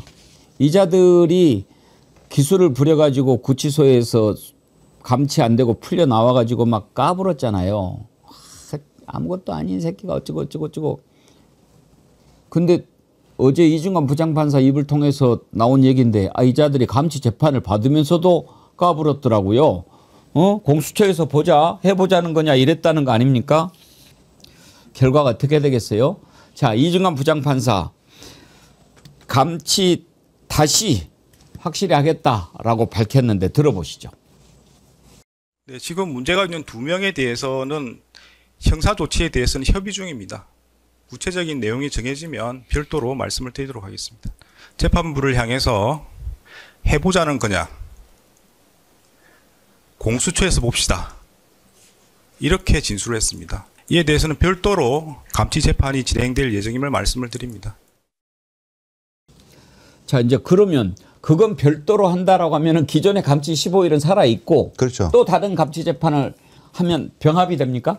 이제 별개로 해야 됩니다. 이제 부과가 또 되겠죠. 15일, 예. 15일, 뭐 15일, 20일. 예. 이제 맥스가 20일이기 때문에 한 번 했던 사람이니까 20일 부과를 또 하실 가능성이 매우 높고요. 근데 이제 저는 이제 이모 건모라고 부르는데 이모 씨, 건모 씨 이 두 변호사들이 결국에는 법원에 이렇게 까부는 목적이랄까 그런 게 지지자들을 향한 그 메시지 아니겠어요? 그렇죠. 본인들이 이제 유튜브를 하면서 정치적 세력을 삼고, 그리고 지금 이제 법적으로는 이 판결 결과가 안 좋을 거를 그들도 알고 있다는 거죠. 만약에 승부를 띄워볼 만한 어떤 첨예한 쟁점이 있다 그러면 이렇게 못 가봅니다. 재판에서 결과가 이미 기울어 있다는 것을 알기 때문에 이러는 거고, 그러면 의뢰인하고 관계를 어떻게 설정할 건가? 김용현하고 관계를요. 김용현 보시면은 그제 저렇게 이제 난리를 칠 때 법정에서 퇴장할 때 쌍따봉을 하고 나가는 장면이 있었습니다. 예. 방청석에 있는 사람들한테 따봉을 했다는 건 이제 잘했다고 고맙다고 하는 거잖아요. 그러니까 김용현은 지금 구치소 안에 앉아가지고 입구를 틀어지고 있는 저 변호인들한테 속고 있는 것 같아요. 그러니까 지금 뭘 속고 있냐 그러면은 지금 분위기 좋다. 지금 법원에 대한 규탄의 여론이 들불처럼 커지고 있다. 우리가 열심히 이렇게 하니까 사람들이 법원을 비난하기 시작했고, 이 법원 절차 개판이고 인권 침해고 어쩌고 지금 올라오고 있으니까 1심 판사도 압박을 받아가지고 결과를 바꿀 가능성이 있고, 안 바꾸더라도 항소심에서 충분히 이 법원의 항소심 전에 1심 판결 선고에 대해서 우리가 불복 운동을 하면 들불처럼 국민들이 일어설 거니까 잘하고 있으니까는 용기 잃지 말라고 이런 식으로 속이고 있을 것 같아요. 근데 자기네들 이 속은 김용현을 위해서 그렇게 한 게 아니라, 아니 이 이모 씨 같은 경우에는 그 정강훈 정당에서 대선에 출마하겠다고 경선도 나갔더만요. 대통령 하겠다는 사람이라니까 이 사람이. 그러니까 이런 사람들이, 그리고 생각해 보세요. 다른 사건들을 지금 변호사로서 많이 맡고 있다면 법원에 이렇게 못 가봅니다. 절대로. 의뢰인들부터 난리 나요. 내 사건 맡고 있는 변호사가 막 법원 갖고 들이받고 이러면은 해임한다니까요. 미쳤구나. 이 사람한테 맡겼다가 우리 사건 박살나겠다. 저렇게 한다는 것 자체가 이 사건 말고 사건이 거의 없다는 겁니다. 저 사람이. 정상적인 변호사라고 볼 수 없다고요. 혹시 보셨는지 모르겠는데 김용현이 좀 하지 말라고 옆에서 이렇게 말리는 장면도 있었더라고요. 네. 이하상이가 막 깔고 달라드니까. 근데 저는 그 말씀에 대체적으로는 공감하는데요. 이런 생각했어요. 김용현이 그런 머리가 있는 사람일까? 왜냐하면 그런 사람 같으면은 윤석열을 말렸어야죠. 그렇죠. 근데 오히려 윤석열을 부추겨가지고 계엄을 선포할 수 있도록 만들어준 자란 말이에요. 근데 그럼 또 이런 궁금증이 생겨요. 윤석열은 그런 머리가 있는 사람인가? 없는 것 같아. 그러면 김건희밖에 없나? 이런 생각이 들 정도예요. 그러니까 이 사람들은 굉장히 위험한 사고를 갖고 있는 거거든요. 우리가 다 봤던 거잖아요. 그러니까 김용현이라는 사람도 제가 볼 때는 지금 머릿속에서 나의 계엄은 정당했어 라는 생각이 확고하게 지금 머릿속에 들어있을 것 같아요. 그냥 구차하게 살겠다 이런 차원을 넘어서서 이 변호사들도 마찬가지지만 거의 종교화돼 버린 거예요. 우리는 독재가 아니야. 우리는 정당했어. 왜? 저 나쁜 놈들이 바깥에서 우글우글 대기 때문에 우리는 어쩔 수 없이 선택한 거야. 우린 그 길을 가는 거야. 오히려 자기들이 순교자라는 생각을 할 것 같아요. 근데 이거 대한변협에서 변호사 자격 박탈해야 되는 거 아닙니까? 우리가 변호사라든가 의사라든가 이런 협회에서 징계 규정이 있고 특히 변호사한테 징계 규정을 주는 이유는 뭐냐면 변호사라는 자격을 국가에서 공인해 주는 거죠. 기자들은 국가에서 공인해 주지 않습니다. 근데 변호사 이런 곳에서 윤리라든가 품위라든가 이런 것을 하는 것은 그만큼 무거운 책임이 있기 때문이고요. 또 하나는 변호사가 누구를 위해서 존재하느냐에 대해서 다시 한번 묻고 있는데 이 지금 김용현의 변호사들이 한 것은 변호사의 품위 손상뿐만 아니라 법정을 모독했고 그 본인들이 변하는 사람의 이익에도 반하는 행동을 한 거니까 저는 충분히 변호사 자격 박탈할 정도의 대한변협에서도 징계를 해야 된다 이런 생각이 들고요. 또 하나 있습니다. 우리는 서부지법 난동이라는 폭동 사태를 이미 겪은 바가 있어요. 그리고 당시에 이거를 응원했던 사람이 김용현 전 장관이 나중에 이런 사람들한테 영치금 보냈다고 나와 있거든요. 그럼 이런 변호사들이 법정에서 이렇게 난동 부리는 것에 대해서 대한변협이 가만히 있으면 이건 뭡니까? 나중에 내란수계 재판이라든가 김용현이라든가 이런 사람 재판에 또 들어가서 난동 피우라는 신호를 잃는 세력이 분명히 있다. 그래서 이거는 서울중앙지법 차원의 대응도 중요하지만 대한변협에서 아예 이 사람들의 변호사 자격을 박탈해야 되는 거고요. 또 하나. 대법원도 조희대 대법원에서도 이 문제에 대해서 엄중하게 대응을 해야 됩니다. 서울중앙지법도 입장을 내었고 법원 노조도 입장을 나왔는데 왜 대법원에서는 침묵하고 있습니까? 대법원 차원에서도 이 문제에 대해서 강력하게 대응해야 된다고 봅니다. 그러니까 지금 각종 국가기관들이 이 일을 중대한 일로 감지하고 이걸 그대로 넘어갔다가는 서부지법 사태가 반복될 수 있다는 절박함을 가져야 되기 때문에 구체적인 포인트들을 제가 몇 개 짚으면 일단 공수처는요. 저 이모 권모 저 사람들이 지금 이진관 부장판사를 직권남용으로 고발했다고 하지 않습니까? 이거 고발장 각하해야 됩니다. 그러니까 수사를 하지 않고요. 입구에서 각하해야 돼요. 이건 말도 안 되는 거다. 법률적으로 성립이 안 된다. 이진관 부장판사가 방청석에 있는 사람들, 이 사람들 들어올 자격이 없는 사람들이에요. 신뢰관계? 범죄 피해자만 신뢰관계 있는 사람을 동석시킬 수가 있어요. 법정 증언하는 사람 변호사가 뭐 나서가지고 저 변호사인데 한 말씀만 하겠습니다. 오늘 나가야 되는 거예요. 지시 안 따랐으면 감치지. 그게 어떻게 직권남용이냐라고 공수처가 굉장히 신속하게 내일이라도 바로 고발장 각하해야 되는 거고 지금 대한변협은 말씀하셨다시피 지금 특검에서 여러 가지 자료들을 모아가지고 대한변협에 징계를 해라고 이야기를 했다고 합니다. 대한변협에서도 빠르게 움직여야 되는 거고 그다음에 이제 법원에서는 말씀하셨지만 입장도 중요한데 이거 감치는 무슨 전가 기록이 남는 게 아니에요. 그냥 과태료 부과하고 비슷한 거기 때문에 법정 모독죄로 형사 고발을 빨리 해야 됩니다. 조희대는. 그렇게 해서 수사도 일사천리로 이거 이미 뭐 중계 화면에 다 잡혀있기 때문에 증거도 명확해요. 일사천리로 수사해서 경찰의 역할이 중요해요. 그래가지고 1심 판결에서 빨리 법정 모독죄로 유죄 판결하면 금고 이상 형 받으면은요 변호사 자격이 바로 등록 취소가 됩니다. 그러니까 이 일사천리로 모든 국가기관이 나서가지고 이 일 해프닝으로 끝나면 안 돼요. 모두 협력해서 빠르게 이 사람들 변호사 다시는 못하게 만들어야 됩니다. 근데 이하상 이자가 얼마나 웃긴 줄 아십니까 어제? 판사한테 화해하지 않고 화해합시다 우리. 야 저는 그거 듣고 좀 정상이 아닌 것 같다 그런 생각은 들었는데 한번 들어봅시죠. 힘없는 윤 대통령이나 김용현 장관이나 이렇게 막 인질로 삼고 절차를 강행해서 저희한테 변론을 강요합니다.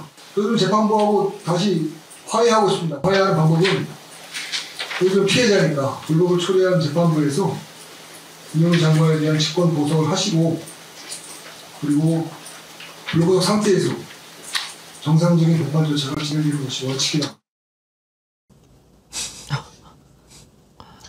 제가 저것도 봐요. 안 들어줄 요구인 걸 알면서 하는 거거든요. 저게 그러니까요. 법원이 받아줄 리가 없잖아요. 근데 말 속에 들어있는 게 불법 재판이라는 말 계속합니다. 1심 판결 불복하려고 아예 작정하고 있는 거예요. 그러니까 자기가 재판을 하기 위해서 있는 게 아니고요. 그래요. 자기 지지자들 보라고 하는 거예요 지금. 아니 그러니까 제가 보면서 계속 궁금한 게 그런 거예요. 아니 변호인이 피고인의 이익을 위해서 그렇게 하는 거 아닌가? 근데 저게 도와주는 건가? 오히려 더 구렁텅이로 지금 밀어넣고 있는 거 아닌가? 자기 정치하려고? 이일관 부장판사가 또 그랬어요. 지금 감치 지난번에 그런 식으로 된 거 이건 좀 문제가 있다. 이거 분명히 다 나와 있는데 뭐가 더 필요하냐? 이건 좀 제도 개선이 좀 필요하다. 그렇게 하고 이제 또 이런 짓을 하면 현행범으로 체포해서 경찰한테 인계하겠다. 그게 이제 바로 강수영 변호사님 말씀하신 대로 그렇게 되면 형사범이 돼가지고 전과가 붙고 그렇게 되는 거죠. 그 내용도 한번 들어보시죠. 감치라는 것은 현행범처럼 범죄 행위를 한 사람을 바로 구금을 해가지고 구치소에 인계하는 절차입니다. 그래서 죄 없는 사람이 처벌받을 수 있는 가능성이 거의 없습니다. 그런 측면에서 보면은 인적사항을 요구하거나 동일성을 요구하는 것은 더 완화될 필요가 있는 그런 절차입니다. 이 사건의 책임이 누구에게 있는지 그걸 논의하는 게 중요한 게 아니고 다시는 이런 일이 벌어지지 않도록 제도 보완이 필요하다는 걸 말씀을 드립니다. 제가 여러 차례 말씀드린 것처럼 법정 질서 유지는 재판부의 의무입니다. 모든 권한을 행사할 겁니다. 따라서 이와 유사한 상황이 반복된다면 법정 질서 위반을 한 사람에 대해서는 현행범으로 체포해서 경찰에 바로 인계하겠습니다. 어제 저는 저 발언을 들으면서 뭐 다른 뭐 그동안의 여러 가지 소신이라든지 그 정의감 이런 걸 보면서 이중관 판사 참 존경했는데 어제 이렇게 딱 논리정연한 그 말을 들어보면서 그래 판사가 좀 저래야 신뢰가 생기지. 그러니까 그 말 아닙니까? 감치명령은 법정에서 사실상 현행범이라고 보는 생각에서 한 건데 현행범에 대해서 뭘 더 신원을 확인하고 뭐 이렇게 할 필요가 있느냐. 그런데 그걸 악용해서 풀어준다고? 이런 건 좀 제도를 바꿔야 되는 거 아니냐. 이 점을 지적한 거 아니겠습니까? 맞습니다. 그리고 제가 눈이 말하건대 지금 이런 것에 대해서 단호하게 감치와 그리고 제도 개선이 없는 상태에서 흘러나가면 앞으로 줄줄이 있을 내란 우두머리 재판, 내란 관련 혐의로 지금 구속 기소돼서 재판을 받는 사람들, 불구속 기소돼서 재판받는 사람들, 최혜병과 관련돼서 기소된 사람들의 재판에 극우 지지자들이 들어와서 난동을 부리고 그다음에 똑같은 방식으로 감치명령 받아도 나 그러면은 생년월일 이름 말하지 않을 거야. 그런 선례가 있잖아. 악용하는 사례가 반복되지 않겠습니까? 그래서 이승환 부장판사가 지금 하고 있는 조치는 이 법원을 단순히 지키는 것이 아니라 재판부의 권위, 특히 국민이 부여한 법정에서의 준엄한 권위를 지키기 위한 것이라고 봅니다. 제가 이승환 부장판사님 팬이라고 했더니 누가 금강불개라는 표현을 쓰던데 그게 이제 원래 불교 용어잖아요. 근데 그게 이제 무술에서 나오는 용어라고도 하는데 그런 표현이 떠올릴 정도로 지금 너무 재판을 잘하고 있다고 생각을 하시고요. 또 한편으로는 지기현 부장판사와 이렇게 비교가 되면서 한쪽은 법원의 권위를 무너뜨리는 레크레이션 강소로 불리고 한편은 법원이 특히 내란 사태에 의해서 법원에 그나마 희망을 걸고 있는 국민들을 희망을 지켜주는 판사의 모습이라는 생각이 들었습니다. 네, 저 제도 개선을 말씀을 하셨기 때문에 구체적으로 숙제를 남겨주신 건데 이정환 부장이 자, 지금 요지가 그거잖아요. 감치 재판을 했는데 감치 재판하는 현장에서 그 당하는 놈이 나 누군지 말 못해요. 나 이름 얘기 안 해요. 그래가지고 결정문에다가 이름을 못 적었다는 거예요. 생년월일이나 주민번호도 못 적고. 그래서 옷차림이랑 생김새를 적어가지고 구치소에 보냈더니 구치소에서 하는 얘기가 감치 재판을 받은 놈이 이 사람이라는 동일성을 내가 어떻게 아냐. 법원에 다시 전화해가지고 이 사람 주민번호가 뭐예요? 그거 얘기 안 해서 우리는 못 들었습니다. 아 그럼 나 이거 유치 못해요. 감치 재판 받은 놈인지 아닌지 저희가 어떻게 알아요? 이렇게만 보내시면 이거거든요. 지금 이러는 일이. 그러면 보완해야 되는 게 너무 단순해요. 법원에서 이 사람 사진을 찍게 하면 돼요. 감치 그렇죠. 재판할 때. 네. 사진을 찍게끔 대법원 규칙 개정하면 되고요. 조의대가. 그리고 법무부는 입소할 때 본인이 신원을 확인을 안 해도 현장에서 촬영된 영상과 사진을 보고 동일성을 식별할 수 있다고 교정당국의 규칙을 만들면 되는 거예요. 그렇게 해서 빨리 이건 말도 안 되는 이 미꾸라지 짓을 못하도록 숙제를 빨리 하셔야 됩니다. 예. 아니 법정 질서 유지는 재판부의 의무입니다. 그 뭐 질서를 혼란시키고 뭐 권위를 높이기 위해서 이렇게 하는 게 아니고 질서를 유지를 해야 되는 게 재판부의 의무니까 그걸 제대로 유지하기 위해서 감치 제도가 있는 거 아닙니까? 그런데 그걸 제대로 하지 않는다? 그건 또 조의대가 직무를 유기하는 거죠. 금강불개. 바다향기님. 아따 아직도 앵커님 무척 궁금한데요. 솔직히 2단 협착이 안 되시죠?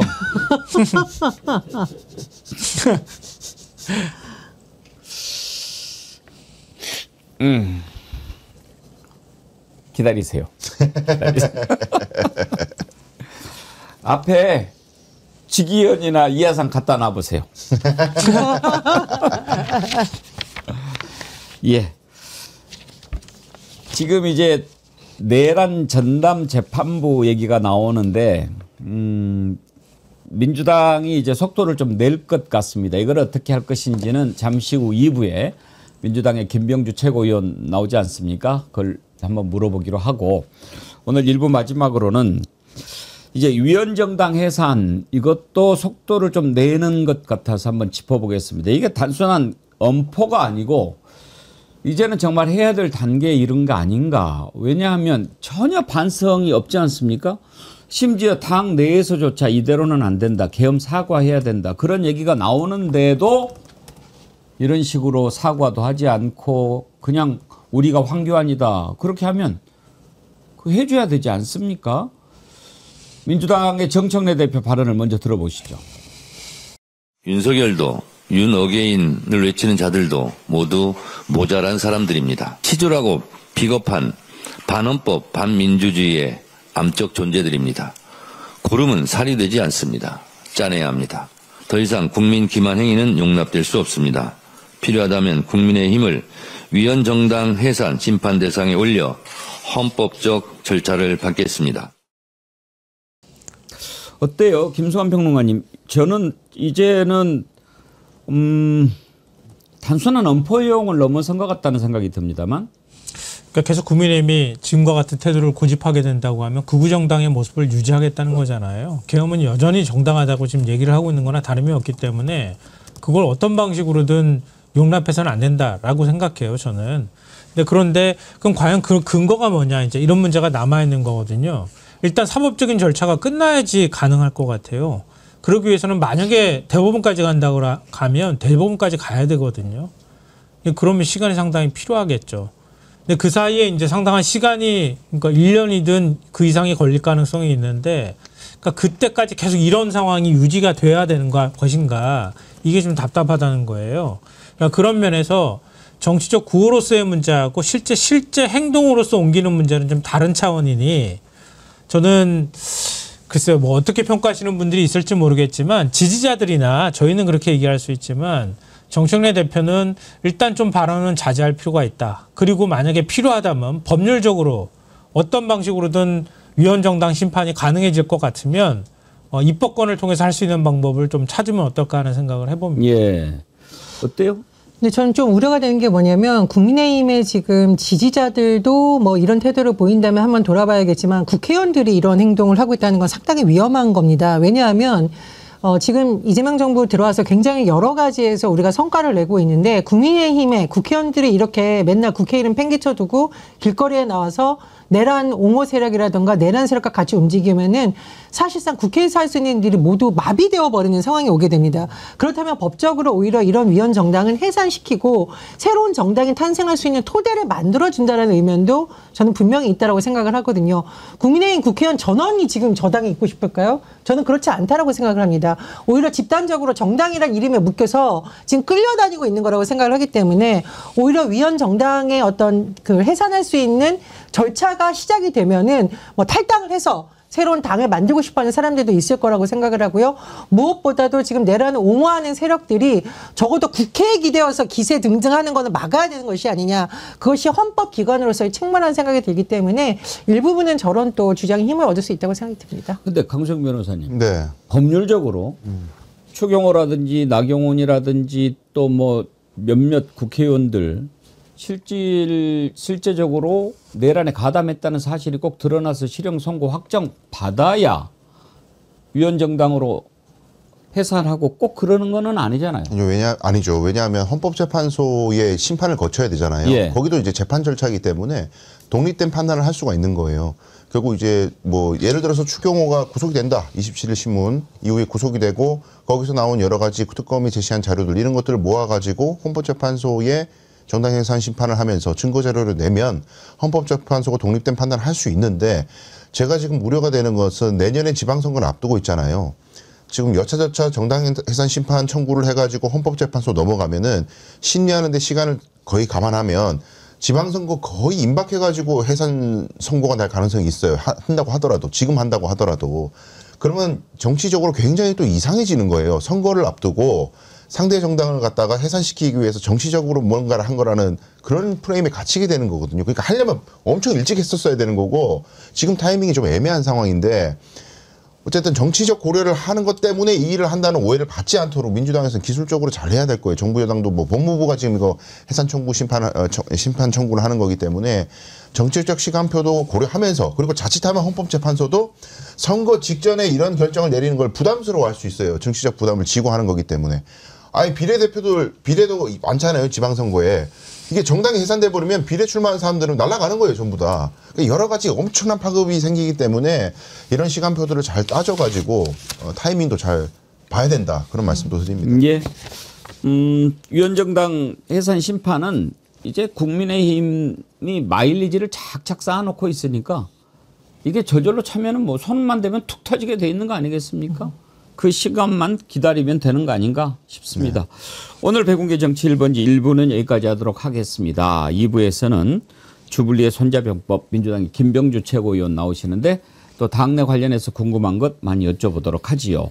함께 해주신 김성환 평론가님, 전혜원 원장님, 강수영 변호사님 수고하셨습니다. 감사합니다.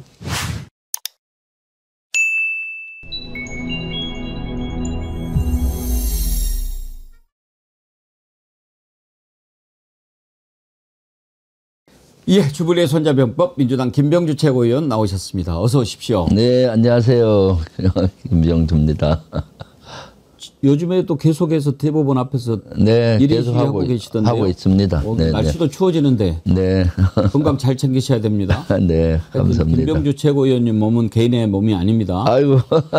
이따 갈 때 제가 이거 황금약 하나 드릴 테니까 네. 비타민 섭취하세요. 오케이, 알겠습니다. 네. 그 여인형 있잖아요. 네. 어제 갑자기 태도를 바꿔가지고 증언 거부하던 자가 윤석열이 계엄도 모르고 막 이렇게 또 윤석열을 공격하더라고요. 네, 그렇죠. 왜 이렇게 돌변했다고 보세요?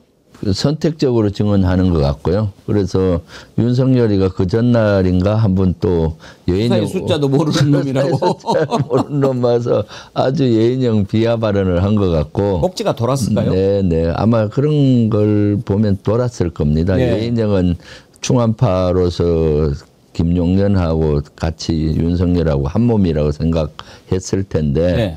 그러니까 그런 얘기를 한 것 같고 그건 또 오히려 자기에게 좀 빠져나갈 구멍일 수가 있잖아요. 당신이 그때 계엄할 때 내가 반대하지 않았나는 투로해서 자기가 좀 빠져나갈 구멍을 좀 찾는 그런 측면도 있었던 것 같고요.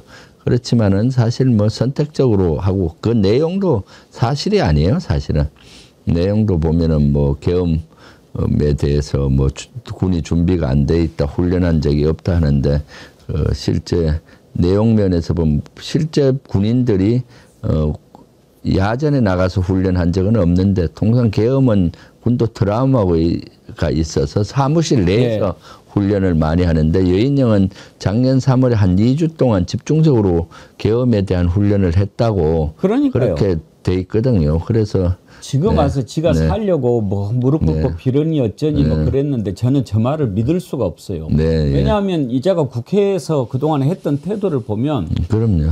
김용현도 그랬잖아요. 김민석 의원한테 대통령 당신이 그래서 못 되는 거라고 이렇게 까불고 부승찬 의원하고 여인형 이렇게 주고받은 거 보면은 완전 눈빛이 너희들 이제 곧 다 죽었어 그런 게 저는 느껴졌거든요. 그때부터 저 여자 왜 저러지 했는데 그때 장면 한번 보실까요? 예.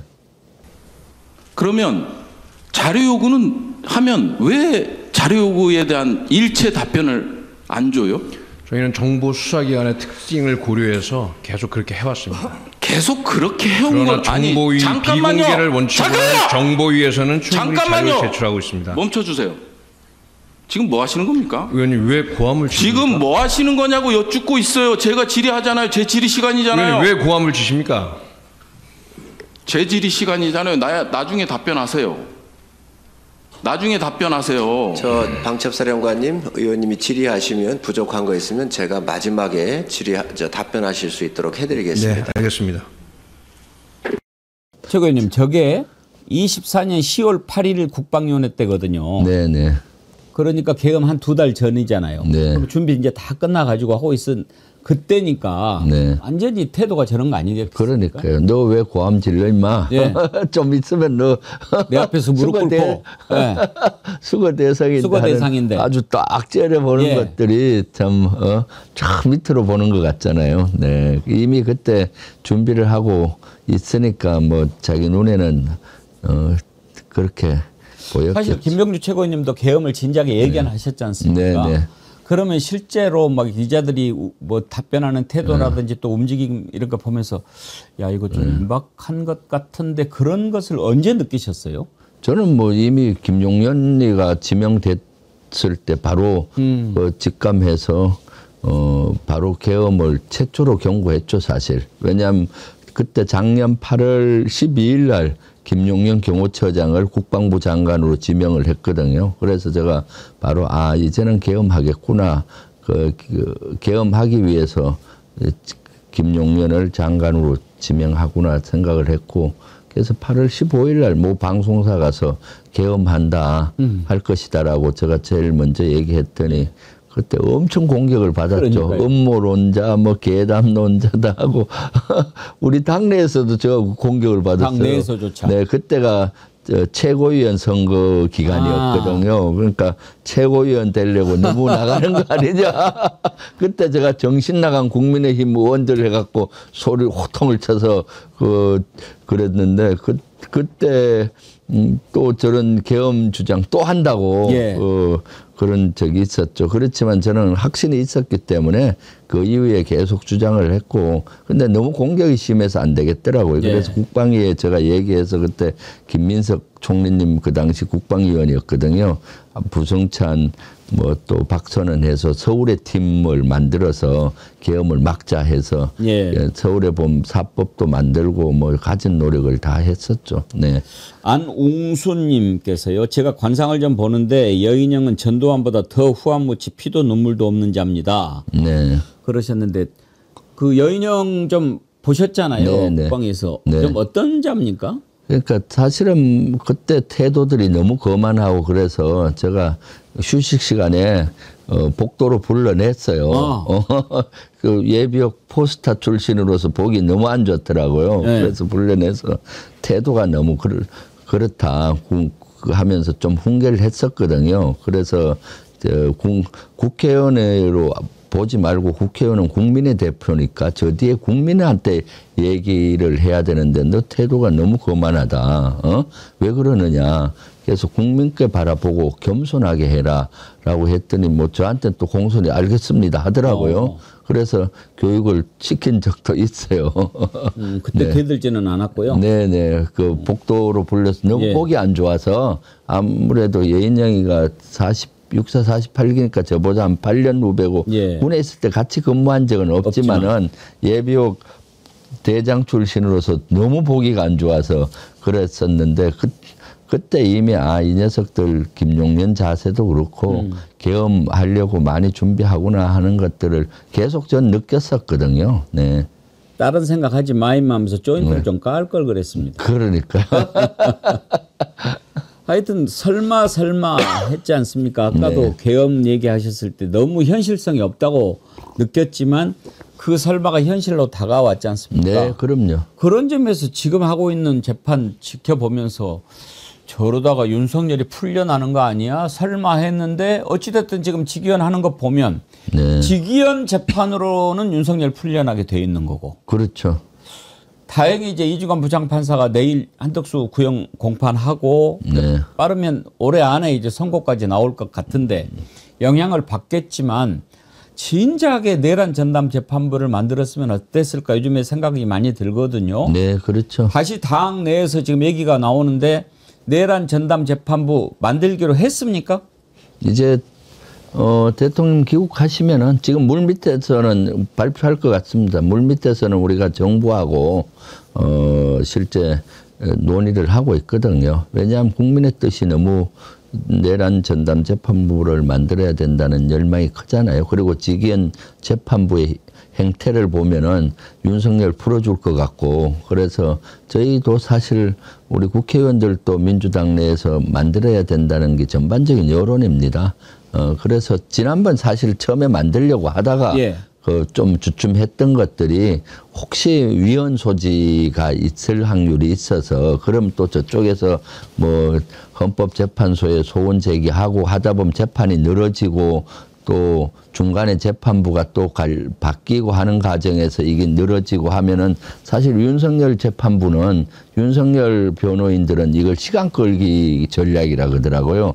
거기에 말려줄 수 있다는 목소리가 있어서 그때 하려고 하다가 좀 보류가 됐는데, 지금은 저대로 가다가는 윤석열 풀어주겠다. 그리고 우리 당원들의 뜻이 너무 강하고 해서 지금 속도감 있게 지금 재판 부를 만들려고 하고 있죠. 사실 처음에 제가 생각하기에는 특검이 있으면 특판을 같이 만들었어야 되는데, 그러게 말이에요. 그때 처음에 그거가 조금 그래도 사법부가 그 정도인지는 몰랐죠. 지금 그러니까 사법부에서 하는 내란 재판이 보통 재판처럼 하고 있지 않습니까? 내란은 아주 특별한 그런 건데, 그래서 아주 많이 논의하고 있고요. 그래서 지금 이 분야에 대해서는 우리 당에서도 최고로 관심을 갖고 있습니다.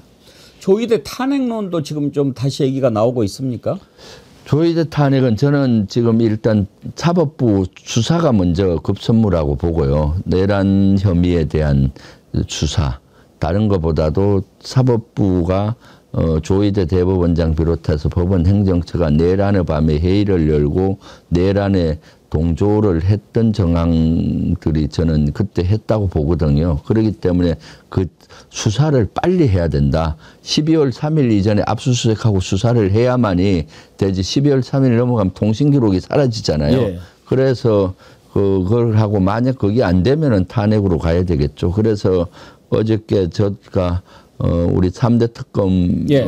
대응위원회에서 대법원 앞에 가서 조희대 수사 압수수색 이런 것들 기자회견도 했고, 이어서 내란 특검도 항의 방문을 했습니다. 예. 내란 특검에 직접 가서 지금 내란의 주불이 안 꺼진 데가, 손도 못 댄 데가 사법부다. 예. 조희대하고 법원 행정처 빨리 압수수색하고 수사하라라고 어저께 내란 특검에 가서 좀 강하게 얘기를 했습니다. 잘하셨습니다. 네네네.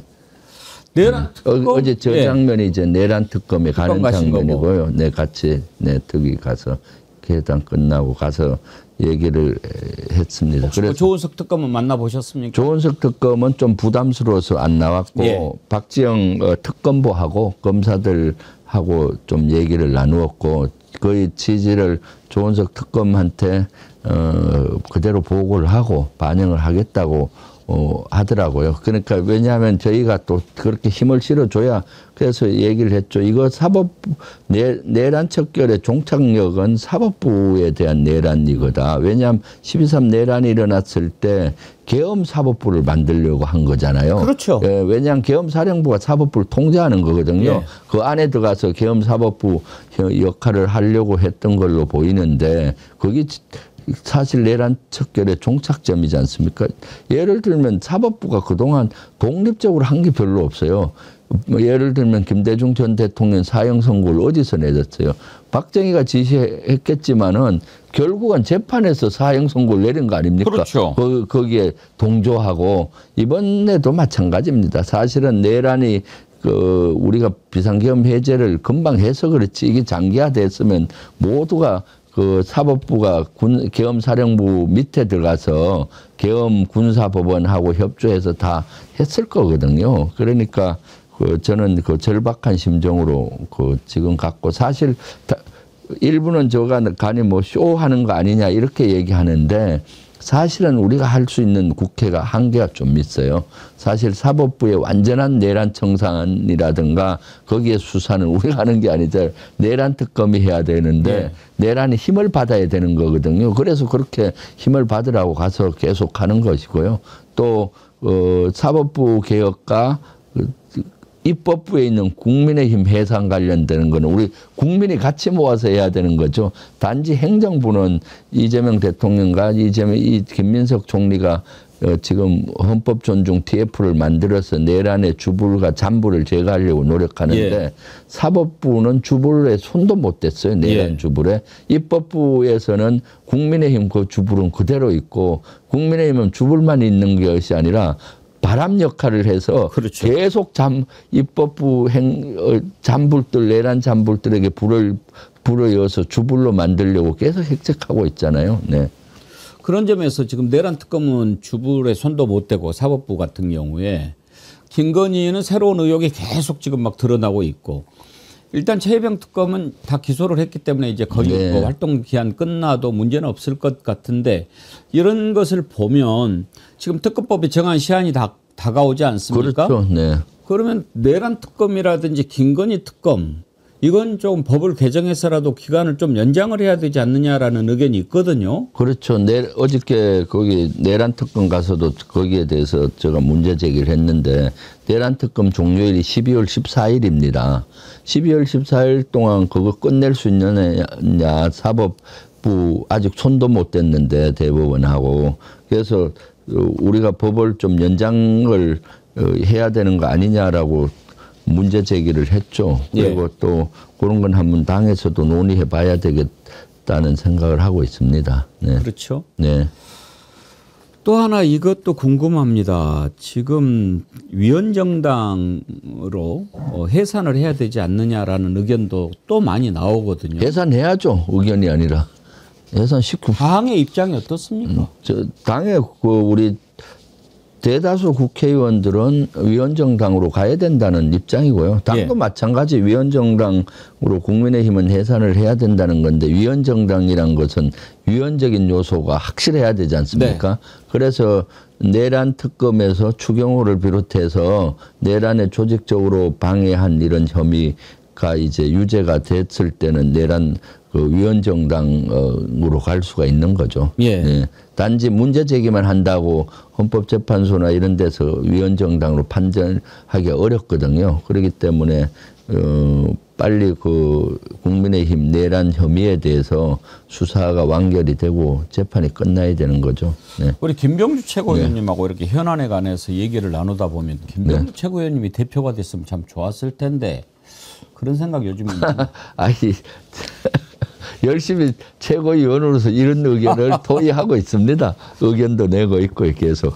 근데 이제 제가 왜 이 말씀을 드리냐면 정청래 대표가 요즘에 좀 그 당 내외에서 이런저런 얘기를 많이 듣는 것 같아요.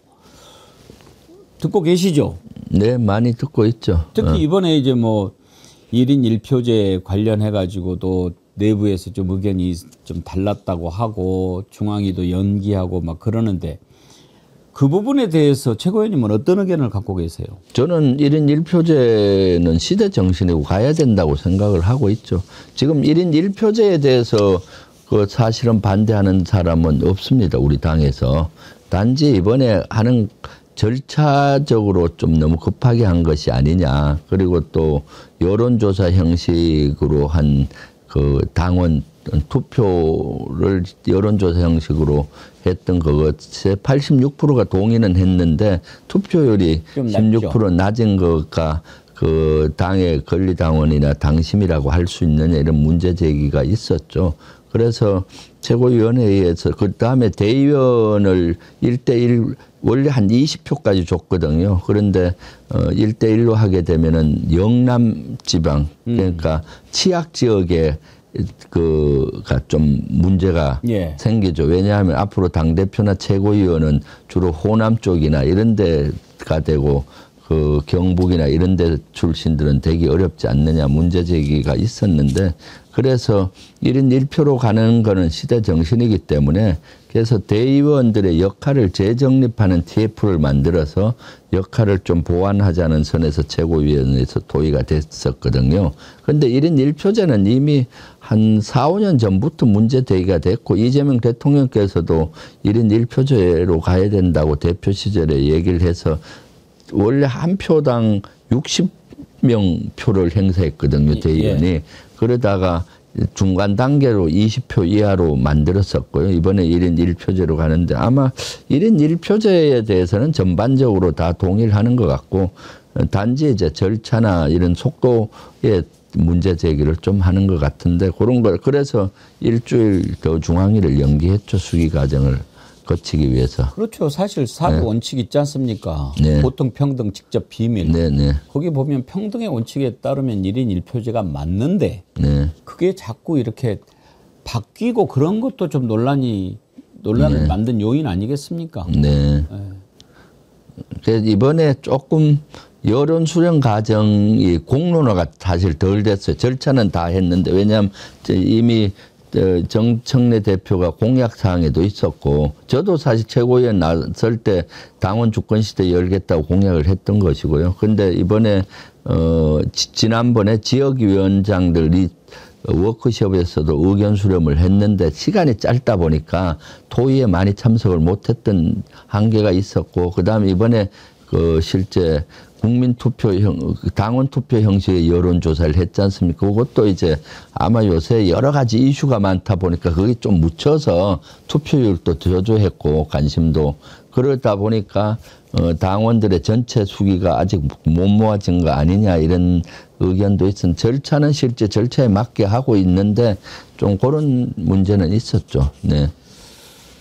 당 내에서 이제 이런 얘기들이 자꾸 나오는 게 어떤 문제가 있냐면 제가 TV조선 뉴스를 안 보거든요. 네. 근데 어제 어떻게 하다가 이제 시간이 9시가 돼서 한번 봐보자 하고 봤는데 톱 뉴스를 뭘 다뤘냐면요. 네. 안 보시죠? 잘 안 봅니다. 전 정어리 TV나 주로 보지. TV조선 자주 안 보고요. 뭐 하나 하고 봤어요. 요즘에 지금 국민들이 생각하기에 톱뉴스라고 하면 한덕수 재판, 여인영, 윤석열 나와서 이렇게 하는 거 이런 것이 가장 큰 거 아니겠어요?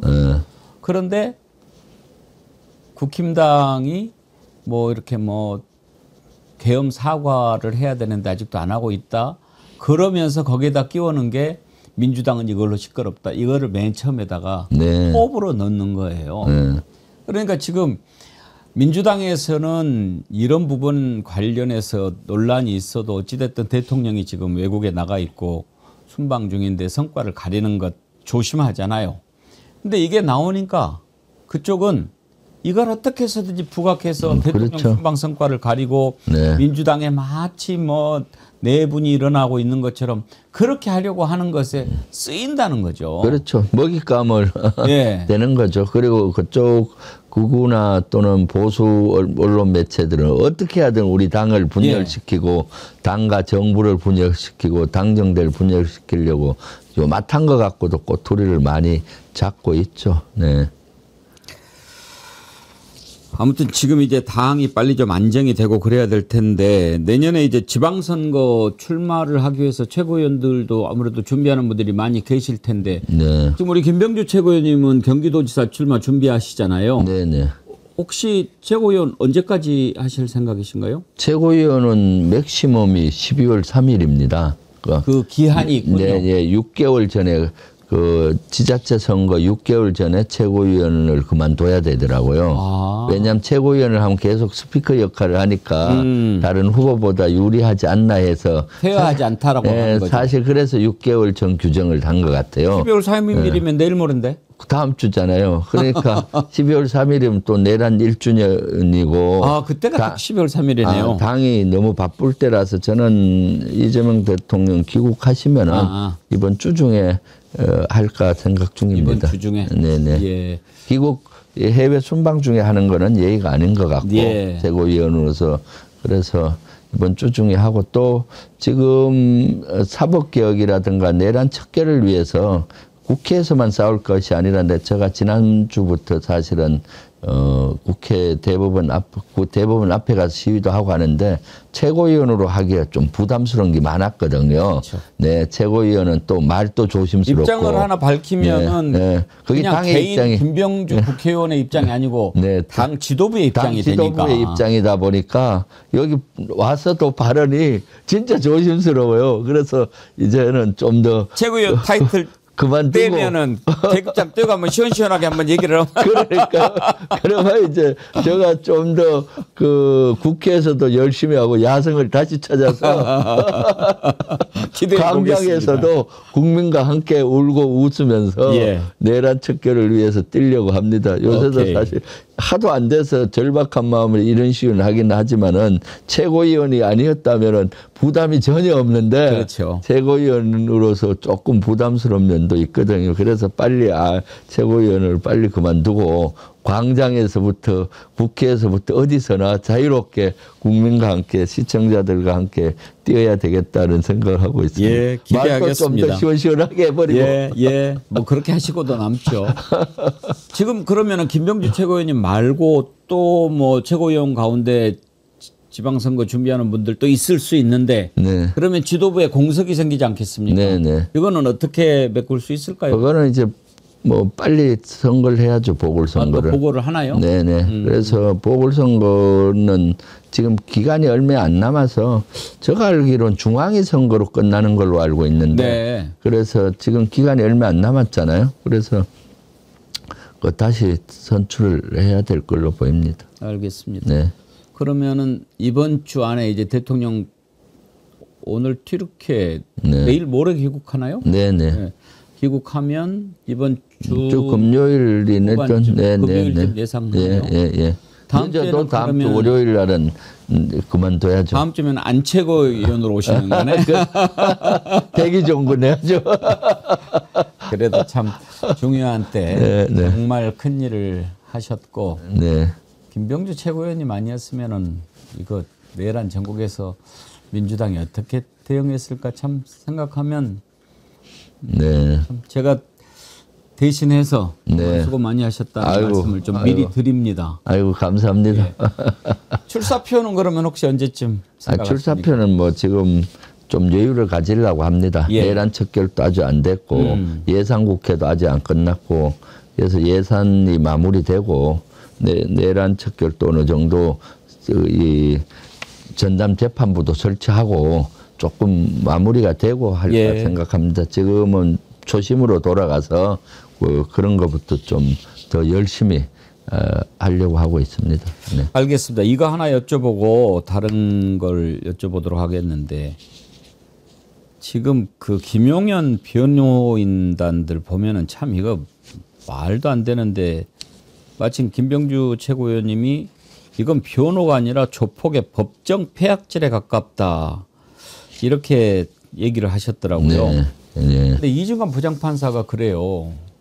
감치 명령을 내렸잖아요. 근데 네. 이자들이 가가지고 나 신원을 안 밝혀. 그래서 구치소가 그러니까. 못했지 않습니까? 그렇죠. 네. 그러니까 어제 이중관 부장판사가 그래요. 아니 현행범이나 다름없는 자들인데 네. 뭐를 더 특정하고 말고 할 게 있냐. 네, 그렇죠. 이런 것을 좀 제도를 좀 개선을 해야 되지 네. 않느냐. 네. 그런 지적을 하던데 당 차원에서 좀 제도를 좀 바꿔야 되는 거 아니겠습니까? 그러니까요.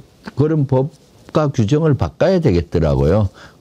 실제 구치소에 잡혀오면 인적사항 아마 주민등록 이런 걸 확인을 해서 안 되면은 못 받는 모양인데 사실 사진도 있고 사진으로만 해도 되는 거거든요. CCTV나. 그러니까 지금 그런 경우는 과거에 아마 지금 CCTV가 발전하기 전 이런 문화였던 것 같아요. 그런 걸 현실감 있게 바꿔야 되고 그것이 법의 좀 공백이었던 것 같습니다. 네.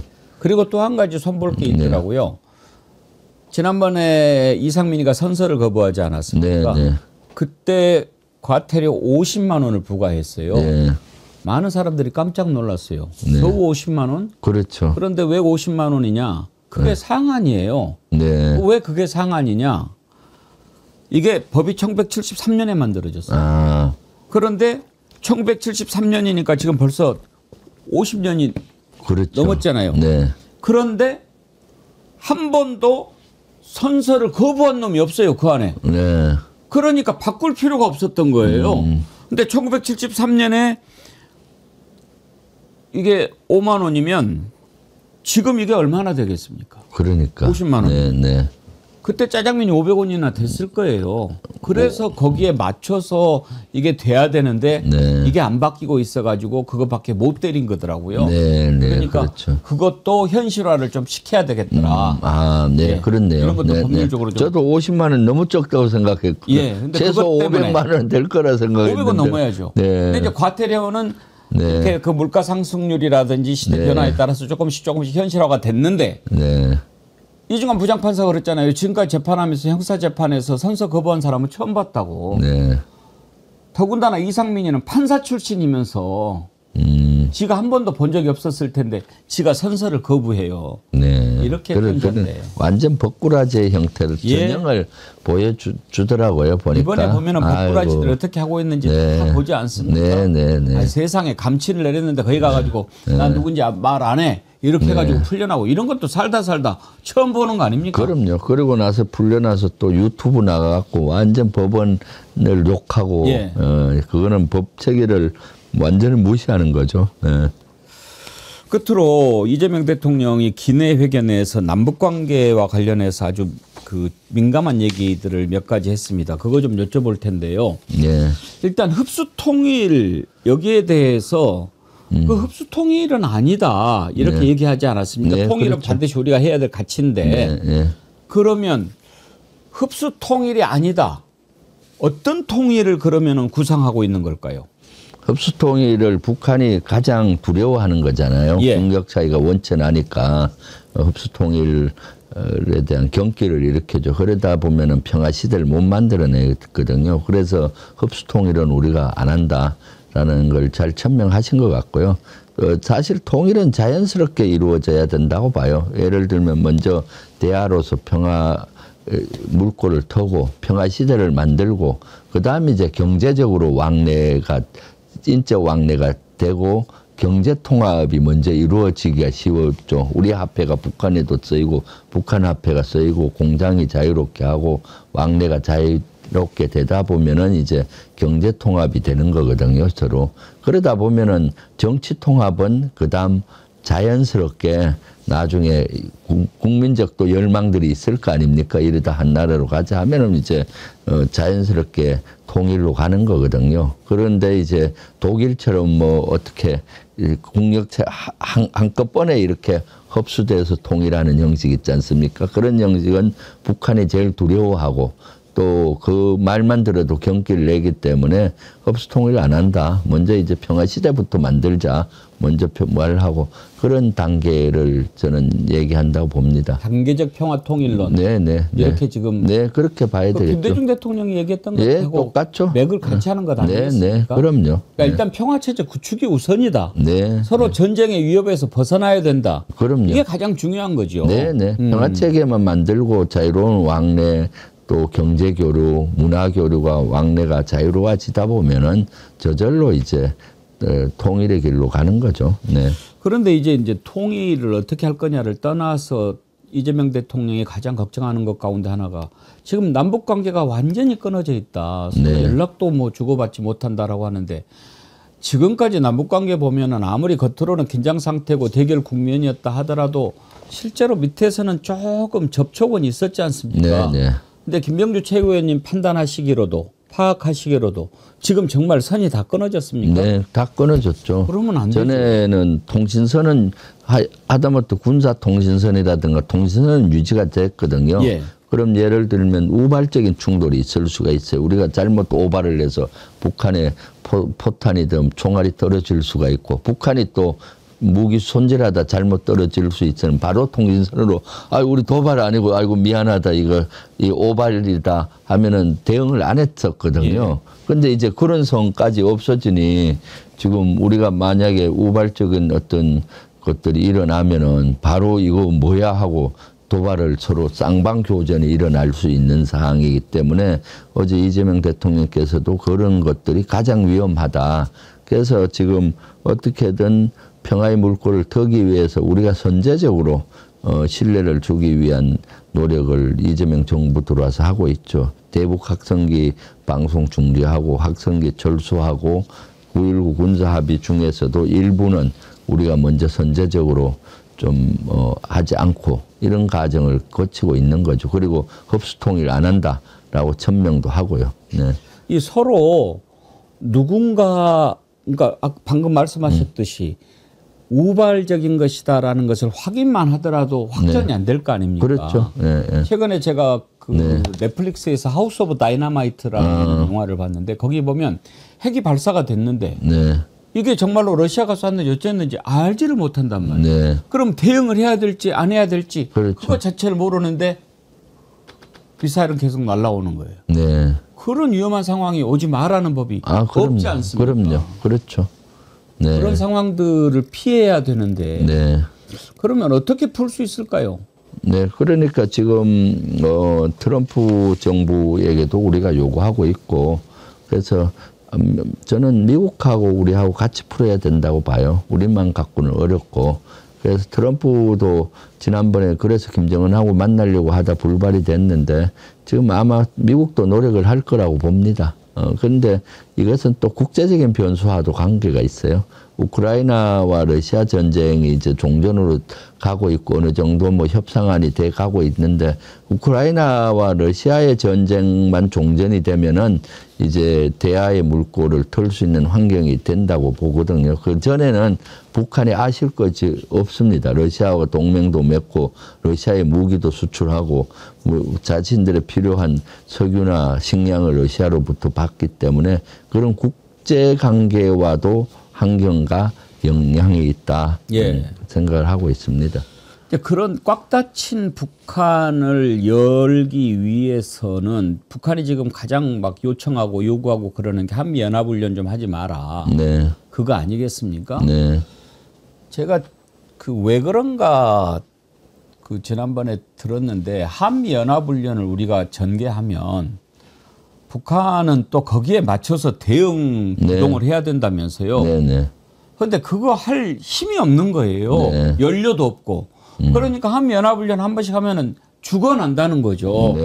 그래서 안 할 수도 없고 하자니 죽겠고 그래서 좀 하지 말라고 그러는 것 같은데 그렇다고 또 안 할 수도 없고 그래서 어제 이재명 대통령도 뭐 확답은 안 했는데 혹시 김병주 최고위원님은 이런 상황에서 전기를 마련하기 위해서 한미연합훈련 축소하거나 연기하거나 이럴 필요성은 있다고 보십니까? 그건 뭐 상황 변수라고 봅니다.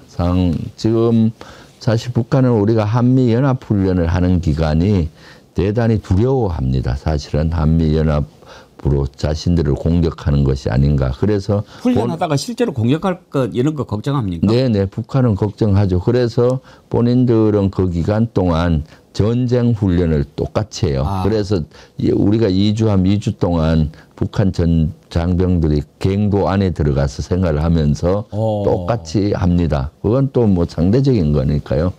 그래서 그 친구들도 대포곤 시스템이 있습니까? 그런 게 그러면 몇 정도를 두고 하는 걸까요? 그 완전한 최고 준전시 수준까지 체제로?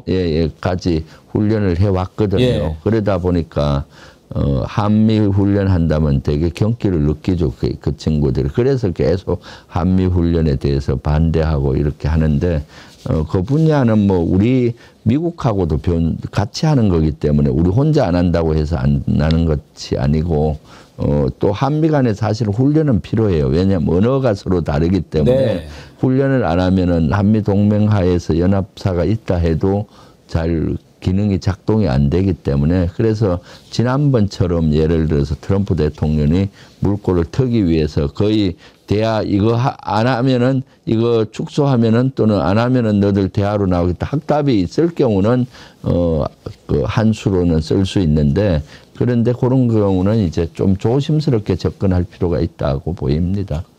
아무래도 또 지금 지도부시니까 입장을 또 조심스럽게 그렇죠. 밝히는데 안 할 수도 없고 또 하자니 뭔가 또 계속 막히는 것 같고 좀 묘수가 나왔으면 좋겠어요.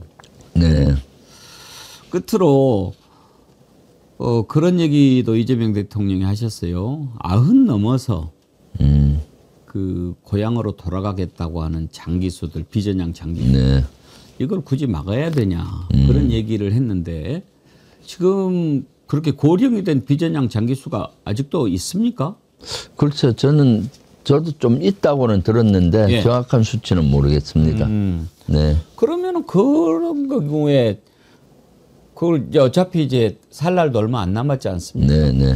그러면 고향으로 돌아가서 이렇게 보내게 하는 것도 방법일 것 같은데 그런 것이 좀 열쇠가 될 수도 있지 않을까요? 고리가? 그런 것들이 이제 다 상대적이거든요.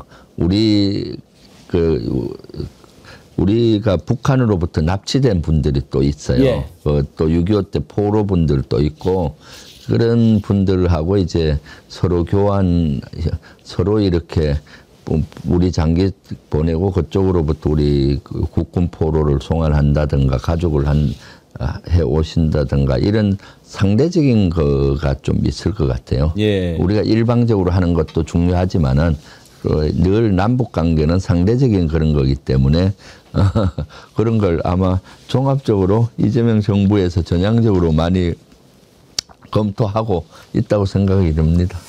알겠습니다. 마지막에 조금 민감하고 예민한 질문 몇 가지 드렸는데 민주당 지도부라서 속 시원하게 얘기 안 하셨는데 최고위원 타이틀 때면은 조금 더 개인 의견 한번 확실하게 얘기 한번 해 주십시오. 네. 아이고 빨리 떼면 좋겠네. 수고 많으셨습니다. 네. 예. 감사합니다. 그러면 또 다음 주에 뵙고 그때까지 건강하시기 바랍니다. 네. 예, 고맙습니다. 감사합니다.